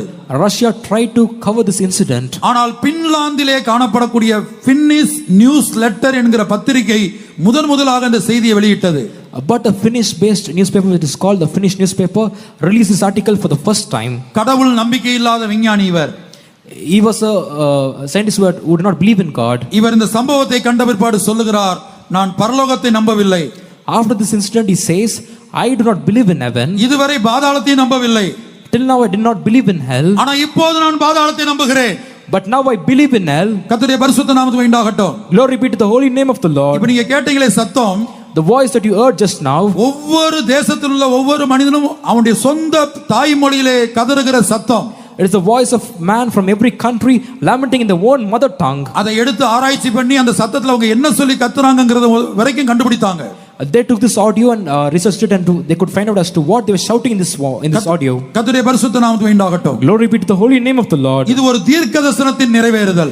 This is the fulfillment of a prophecy. எசேக்கியேல் 32 அதிகாரத்திலே எகிப்தை பார்த்து கர்த்தர் சொல்லுகிறார். In Ezekiel chapter 32, the Lord looks unto Egypt and says, பாதாளத்தில் இருக்கிறவர்கள் பாதாளத்தின் நடுவிலிருந்து உன்னோடு பேசுவார்கள். They that are in hell shall speak out of the midst of hell unto you. அப்ப இந்த சத்தத்தை கேட்கும்போது, When they heard this noise, Ezekiel 32:16ல in Ezekiel chapter 32 verse 16, ஒரு பெரிய புலம்பல் எகிப்திலே உண்டாயிருக்கும். there shall be a great lamentation in Egypt. பிரியமானவர்களே, இந்த சத்தம் முழு உலகத்துல பலரும் கேட்டார்கள். Many people from the world listened to this noise. London பிபிசிலையும் இந்த சத்தம் ஒளிபரப்பு செய்யப்பட்டது. This was telecast even in the BBC News in London. ஆனா இந்த சத்தத்தை கேட்டபோது, But when they listened to this voice, எகிப்து தேசத்தில் மட்டுமே only in the land of Egypt, கர்த்தர் 2700 வருடங்களுக்கு முன்பாக தீர்க்கதரிசனம் உரைத்தபடி, according to the prophecy of the Lord which was given 2200 years before, கிட்டத்தட்ட ஒரு வாரத்துக்கு மேலாக துக்கம் கொண்டாடி புலம்பல் பாடினார்கள் எகிப்தியர். for more than 1 week they observed lamentation and they sang songs of lamentation. ஏனென்றால் என்னுடைய குடும்பத்தில் சேர்ந்த மரித்து போன தாயோ தகப்பனோ என்னுடைய உறவினரோ நண்பரோ இந்த சத்தத்தில் அவங்க சத்தம் ஒன்றோ, அவங்க பாதாளத்துக்கு போய்விட்டார்களோ என்று சொல்லி அவர்கள் புலம்பல் பாடினார்களாம். They sang lamentation saying, is my father or mother or someone from my family or a relative or a friend, have they died and gone to the cell? Are they lamenting like this? பாதாளத்தின் நடுவில் இருந்து பேசுவார்கள். They shall speak from the midst of hell. இது பாதாளத்திலிருந்து பூமியோடு பேசுகிற சத்தம். This is the voice that spoke from hell to the earth. ஆனா அதே வேளையில At the same time, லூக்கா 16ஆம் அதிகாரத்தில் இயேசு ஒரு ஐஸ்வரியவானை குறித்து பாதாளத்திலே உள்ள காரியத்தை சொல்லுகிறார். in Luke chapter 16, the Lord speaks about a rich man who is seen in hell. அந்த ஐஸ்வரியவான் ஜெபிக்கிறான். That rich man prays. இந்த கூட்டத்துக்காக எத்தனையோ நாட்கள் ஜெபம் நடத்தப்பட்டது. Prayers were connected for this meeting for many days together. எத்தனையோ தேவனுடைய ஊழியர்கள் இந்த கூட்டத்துக்காக ஜெபித்தார்கள். Many servants of God prayed for these meetings. எத்தனையோ விசுவாசிகள் ஜெபித்தார்கள். Many believers prayed. இந்த கூட்டத்துக்காக பெங்களூர்ல உள்ளவர்கள் ஜெபித்தார்கள். Many people from Bangalore prayed for this meeting. ஆனா அதே வேளையில At the same time, நம்முடைய கண்களுக்கு தெரியாமல் even with our eyes seeing, இந்த கூட்டத்துக்காக for this meeting, பாதாளத்திலே வேதனைப்படக்கூடிய ஆத்துமாக்கள் ஜெபித்தார்கள். உங்களுக்கு தெரியுமா? the souls that were suffering in hell, they prayed for this meeting. Do you know about this? வேலூரில் இப்படிப்பட்ட கூட்டங்கள் நடைபெறுகிறது. Such meetings are taking place in Vellore. இந்த கூட்டத்துக்கு மாத்திரமல்ல, எங்கெல்லாம் வேலூர்ல சுவிசேஷ கூட்டம் நடைபெற்றதோ, Not just for these meetings, whenever gospel meetings took place in Vellore, அப்போதெல்லாம் பாதாளத்தில் உள்ள ஆத்துமாக்கள் புலம்பினார்கள். in all those times the souls from hell lamented and cried. இந்த சுவிசேஷ கூட்டத்தினாலாவது என் குடும்பத்தைச் சேர்ந்தவர்கள் ரட்சிக்கப்பட மாட்டார்களா? At least to this meeting, those in my family, will they not be saved? இயேசுவை ஏற்றுக்கொள்ள மாட்டார்களா? Will they not accept Jesus? இந்த நரகத்துக்கு தப்ப மாட்டார்களா? Will they not escape this hell? இப்ப பாருங்க, பாதாளத்துல வேதனைப்படக்கூடிய ஐஸ்வரியவான், The rich man who is suffering in hell, அவன் பூமியில உயிரோடு இருக்கும்போது ஜெபிக்க நேரம் இல்ல. while he was in this world, he had no time to pray. ரொம்ப பிஸியா இருந்தான். He was a very busy man. தனக்காகவும் ஜெபிக்கல. He did not pray for himself, அதனாலதான் இப்ப அவன் பாதாளத்துல இருக்கிறான். because of which he is now seen in hell. ஆனால் பாதாளத்துக்கு போன பிற்பாடு, But after going to hell, இப்ப அவனுக்கு வேலையே இல்ல. he has no other work. அங்க இருந்து ஜெபிக்கிறான். From there he prays. ஆபிரகாமை நோக்கி கூப்பிடுகிறான். He calls unto Abraham. பரதீசிலே காணப்படுகிற ஆபிரகாமை நோக்கி கூப்பிடுகிறான். He calls unto Abraham who was seen in paradise. எனக்கு பூமியிலே 5 சகோதரர் உண்டு. I have 5 brethren in the world. எனக்கு பூமியிலே 5 சகோதரர் உண்டு. I have 5 brethren in the earth. ஒருவர் கூட இந்த பாதாளத்துக்கு வந்துட கூடாது. None of them should come to this hell. இந்த வேதனை உள்ள இடத்துக்கு நான் வந்தது போதும். It is enough that I came to this place of suffering. என் சகோதரர்கள் யாரும் வரக்கூடாது. None of my brothers should come. ஆகவே என்ன செய்யுங்க? Therefore what should you do? சுவிசேஷத்தை அறிவிப்பதற்காக, In order to preach the gospel, மரித்தவங்க மத்தியில இருந்து ஒரு ஆளை பூமிக்கு அனுப்புங்க. send a person from the dead. நீங்க கற்பனை பண்ணி பாருங்க. Just imagine this. இப்போ நம்ம குடும்பத்துல யாராவது தாத்தாவோ பாட்டியோ மரிச்சிருக்காங்க. If someone from a family, a grandfather, grandmother may have died, கரெக்ட்டா 1 மணிக்கு, at 1 o'clock, இரவு 1 மணிக்கு at 1 a.m. in அந்த midnight, கதவை தட்டி they knock the door of your உங்க house. தலைமாட்டுல வந்து நின்னா, If they stand by a bedside, அப்பா இயேசுதாம்பா மெய்யான தேவன், if they say Jesus is the true God, நரகம் இருக்குமான்னு சொல்ல இயேசுன்னு சொல்ல ஆரம்பிக்கிறதுக்கு முன்னாடி என்ன செய்வீங்க? பிசாசு பிசாசுன்னு கத்திடுவோம். even before they say Jesus, you will begin to shout saying, devil, devil. செத்த மனிதனை பார்த்தா கத்துவோமா கத்த மாட்டோமா? When we see a dead person, will we not shout or not? இவன் கேட்கிறான், மரித்து போன ஒரு மனிதனை சுவிசேஷம் சொல்ல அனுப்புவான். He says, send a dead person to preach the gospel. Abraham சொல்லுகிறார், அங்கே சுவிசேஷத்தை அறிவிக்க தீர்க்கதரிசிகள் உண்டு. Abraham says, there are prophets to preach. இவன் பாருங்க, இவனுக்கு நல்லா தெரியுது, ஐயோ அவங்க பேச்செல்லாம் ஒருத்தர் கேட்க மாட்டா. This man very well knew saying, he will not listen to they will not listen to those words. அங்க உள்ள தீர்க்கதரிசி பண்ற பிரசங்கத்தை, அங்க உள்ள பாஸ்டர்மார் பண்ற பிரசங்கத்தை ஒருத்தரும் விசுவாசிக்க மாட்டான். None of them will believe to the message of the pastors or the prophets who are speaking there. அது ஏன் 5 சகோதரன் இருக்கிறாங்களே அவங்க கேட்கவே மாட்டாங்க. If you take my 5 brothers, they will never listen to it. எனக்கு அவங்கள பத்தி நல்லா தெரியும். I very well know of them. ஆகவே தான் சொல்றேன், மரித்தோர்ல இருந்து ஒருத்தனை அனுப்புங்க. That is why I am saying, send a man from the dead. அவன் சொல்லட்டும், பாதாளம்னு ஒன்னு இருக்கட்டும், போய் சொல்லட்டும். Let him go and say, saying there is hell. அருமையானவர்களே, Dearly beloved, உங்க யாருக்காவது மரித்தோர்ல இருந்து வரணுமா? பூமியில இருந்து ஆவி வரணுமா? should a spirit or dead person come to you? பூமியில இருந்து ஆவி வரணுமா? செத்து போன மனிதனுடைய ஆவி வரணுமா? Should the spirit of a dead person come to you? இல்ல பரிசுத்த ஆவியுடைய வார்த்தைகளை விசுவாசிக்கிறீர்களா? Or will you believe the words of the Holy Spirit? நாம் எல்லாரும் நம்முடைய கண்களை மூடுவோம். Let us all close our eyes. நாம் நரகத்துக்கு போக முடியாத அல்ல. Not to go to hell. பாதாளம் மிக மிக கொடியது. Hell is very terrible. தேவன் ஏன் மனிதனானார்? ஒருவர் கேட்டார், தேவன் ஏன் மனிதனானார்? Someone asked, why did God become a man? லூக்கா 8ஆம் அதிகாரத்திலே In Luke chapter 8, பாதாளத்துக்கு போக பிசாசு நடுங்குகிறது. even the devil trembles to go to hell. காலத்துக்கு முன்னே எங்களை பாதாளத்துக்கு அனுப்ப வேண்டாம், பன்றி கூட்டத்துக்குள்ள அனுப்புன்னு கேக்குது. It says, not send us to hell before the time, send us to this herd of swine. பிசாசும் பயந்து நடுங்கக்கூடிய அளவுக்கு பாதாளம் கொடியது.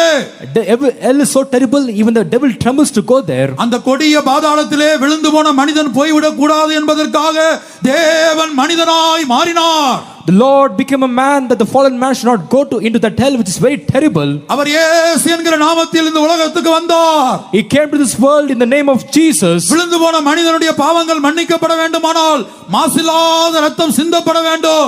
If a fallen man should be saved, the blameless blood should be shed. லேவியராகமம் 17:11 படி According to Leviticus chapter 17 verse 11, ஆத்துமாக்களுக்காக பாவ நிவர்த்தி செய்வது இரத்தமே. it is atonement for souls shall be made only by blood. ஆகவே அந்த இயேசு நமக்காக, உனக்காக, எனக்காக, நம்முடைய அருமையான பிள்ளைகளுக்காக சிலுவையிலே தொங்கினார். Therefore that Jesus hung on the cross for you, for me, for us and for our children. கண்களை மூடுங்கள். Close your eyes. விசுவாச கண்களால் கல்வாரியை நோக்கி பாருங்கள். With your eyes of faith look unto Calvary. தயவு செய்து எழும்பி நில்லுங்கள். Kindly stand up. நாம் இவ்வளவு நேரம் உட்கார்ந்துட்டோம். We have sat till now. எழும்பி நின்னு தயவு செய்து 2 நிமிடம் மாத்திரம். Only for 2 minutes let us all stand up. கல்வாரியை நோக்கி பாருங்க. Let us look unto Calvary. நீங்க எந்த இடத்துல இருந்து வந்த, எந்த நிலவரத்துல வந்திருந்தாலும், From whichever place you might be and whichever condition you might be, எப்படிப்பட்ட பாவங்கள் உங்களுடைய வாழ்க்கையில காணப்பட்டாலும், whatever sin may be seen in your life, எப்படிப்பட்ட வியாதிகள் உங்களுடைய வாழ்க்கையில காணப்பட்டாலும், whatever sicknesses may be seen in your life, ஒருவேளை நீங்க பாவம் இல்லைன்னு எனக்குள்ள சொல்லலாம், you may say I have no sin, ஆனா வியாதி இருக்கிறது. but there is sickness. அந்த வியாதிக்கு மருந்தை விசுவாசிக்கிறோம். For the sickness you believe in medicine, மருத்துவரை விசுவாசிக்கிறோம். you believe in the doctor, அதுவும் நரகத்துக்கு கொண்டு போகும். even that will take you to hell. ஆகவே கண்களை மூடி சிலுவையை நோக்கி பார்ப்போம். Therefore close our eyes and let us look unto இதோ Calvary. சொட்டு சொட்டாய் சொட்டு சொட்டாய் இயேசுவின் ரத்தம் இந்த இடத்திலே விழுந்து கொண்டிருக்கிறது. Behold, the blood of Jesus is dropping drop by drop. வானமும் பூமியும் ஒளிந்து போகும். Heaven and earth shall pass N away. வார்த்தைகள் எழுத்தோ எழுத்தின் உறுப்போ ஒளிந்து போவதில்லை. My words or the title or the jot of it shall pass away. அந்த தேவனுடைய வார்த்தை சொல்லுகிறது. The words of that God says, நீங்களோ தெளிக்கப்படும் இரத்தத்தின் கீழ் வந்து சேர்ந்தீர்கள். you have come under the sprinkling of the blood. அதோட அர்த்தம் என்ன? What does it mean? உங்க தலைக்கு மேல ரத்தம்.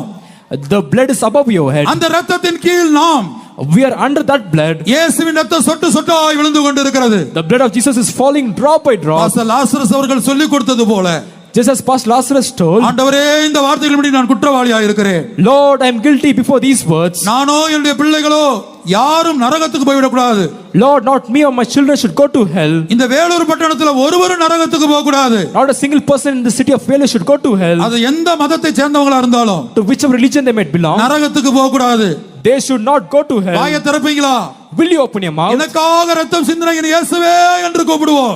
Let us call saying, my Jesus who has shed his blood for me. எனக்காக ரத்தம் சிந்தின என் இயேசுவே. My Jesus who shed your blood for me. எங்களுக்காக ரத்தம் சிந்தின என் இயேசுவே. Our Jesus who shed blood for us. முழு உலகத்தில் உள்ள ஒவ்வொரு பாவிக்காக ரத்தம் சிந்தின இயேசுவே. Jesus who shed blood for every sinner in this world. அந்த ரத்தம் சொட்டு சொட்டாய் விழுகிறது. That blood is falling drop by drop. அந்த ரத்தம் இந்த வேலூர் பட்டணத்தில் தெளிக்கப்படுகிறது. That blood is being sprinkled on the city of Vellore. மோசே மிருகத்தின் ரத்தத்தை எடுத்து ஜனங்கள் மேல் தெளித்தான். Moses sprinkled the blood of the animals on people. எபிரேய நிருபத்திலே படிக்கிறோம். We read in the book of Hebrews. ஆசரிப்பு கூடாரத்தின் பணிமுட்டுகள் மேல் தெளித்தான். He sprinkled on the instruments of the tabernacle. நியாயப்பிரமாண புத்தகத்தின் மேல் தெளித்தான். He sprinkled on the book of law. ஜனங்கள் மேல் தெளித்தான். He sprinkled on the people. இதோ நாங்கள் மிருகத்தின் ரத்தத்தை அல்ல, Behold, not the blood of lamb. இந்த ஸ்டேஜிலே காணப்படக்கூடிய எல்லா பரிசுத்தவான்களும், All servants of God seen in this stage. இந்த பட்டணத்துக்காக, For this city. இங்கே உள்ள ஒவ்வொரு குடும்பத்துக்காக, For every family in this place. ஜெபித்துக் கொண்டிருக்கிறார்கள். They are praying for them. நாங்கள் மிருகத்தின் ரத்தத்தை அல்ல, Not the blood of the animals. இயேசுவின் பரிசுத்த ரத்தத்தை எடுத்து தெளிக்கிறோம். We sprinkle the holy blood of Jesus. இயேசுவின் பரிசுத்த ரத்தத்தை இந்த பட்டணத்தின் மேல் தெளிக்கிறோம். We sprinkle the holy blood of Jesus upon this city.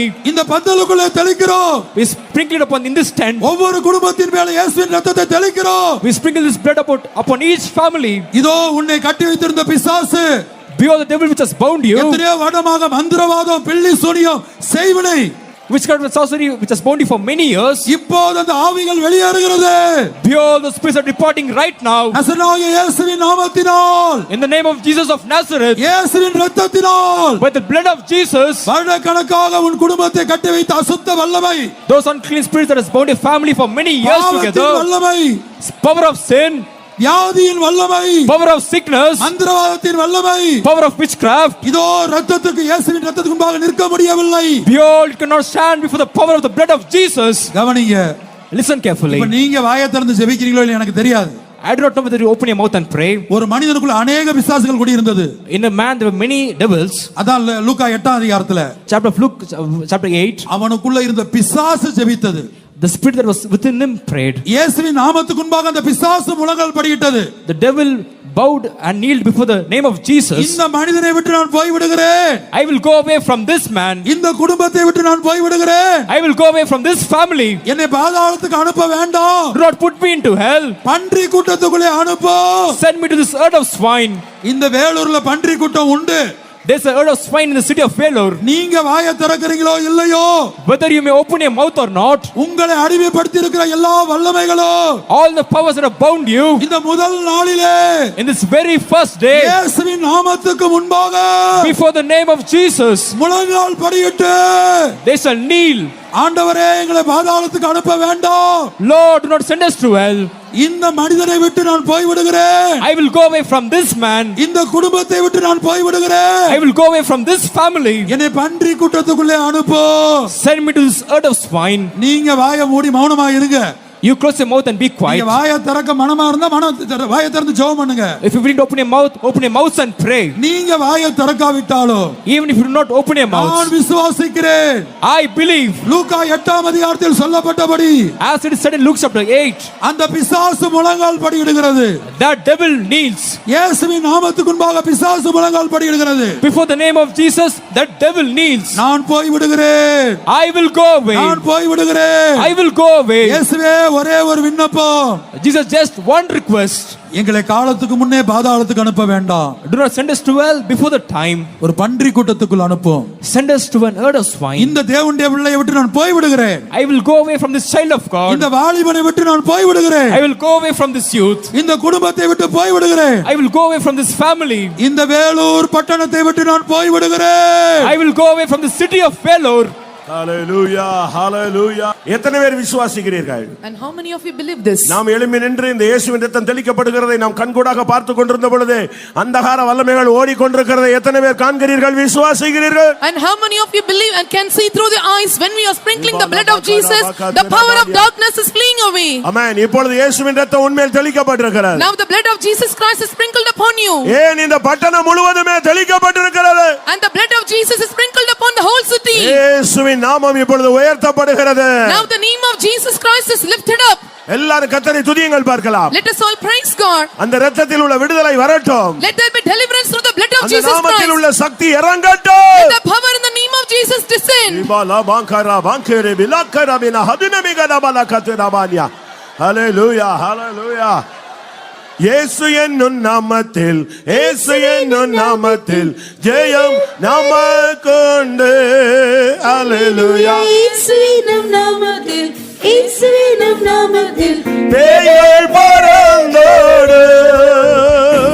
இயேசுவின் நாமத்தில் ஏற்றும்போது நாமக்கெதிராய் நின்றாரும் இயேசு நாமத்திலே ஜெயம் நமக்குண்டு.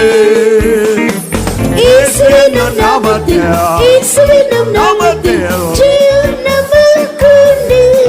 ஹalleluya. இயேசுவின் நாமத்தில், இயேசுவின் நாமத்தில் பேய்கள் பறந்தோடும்.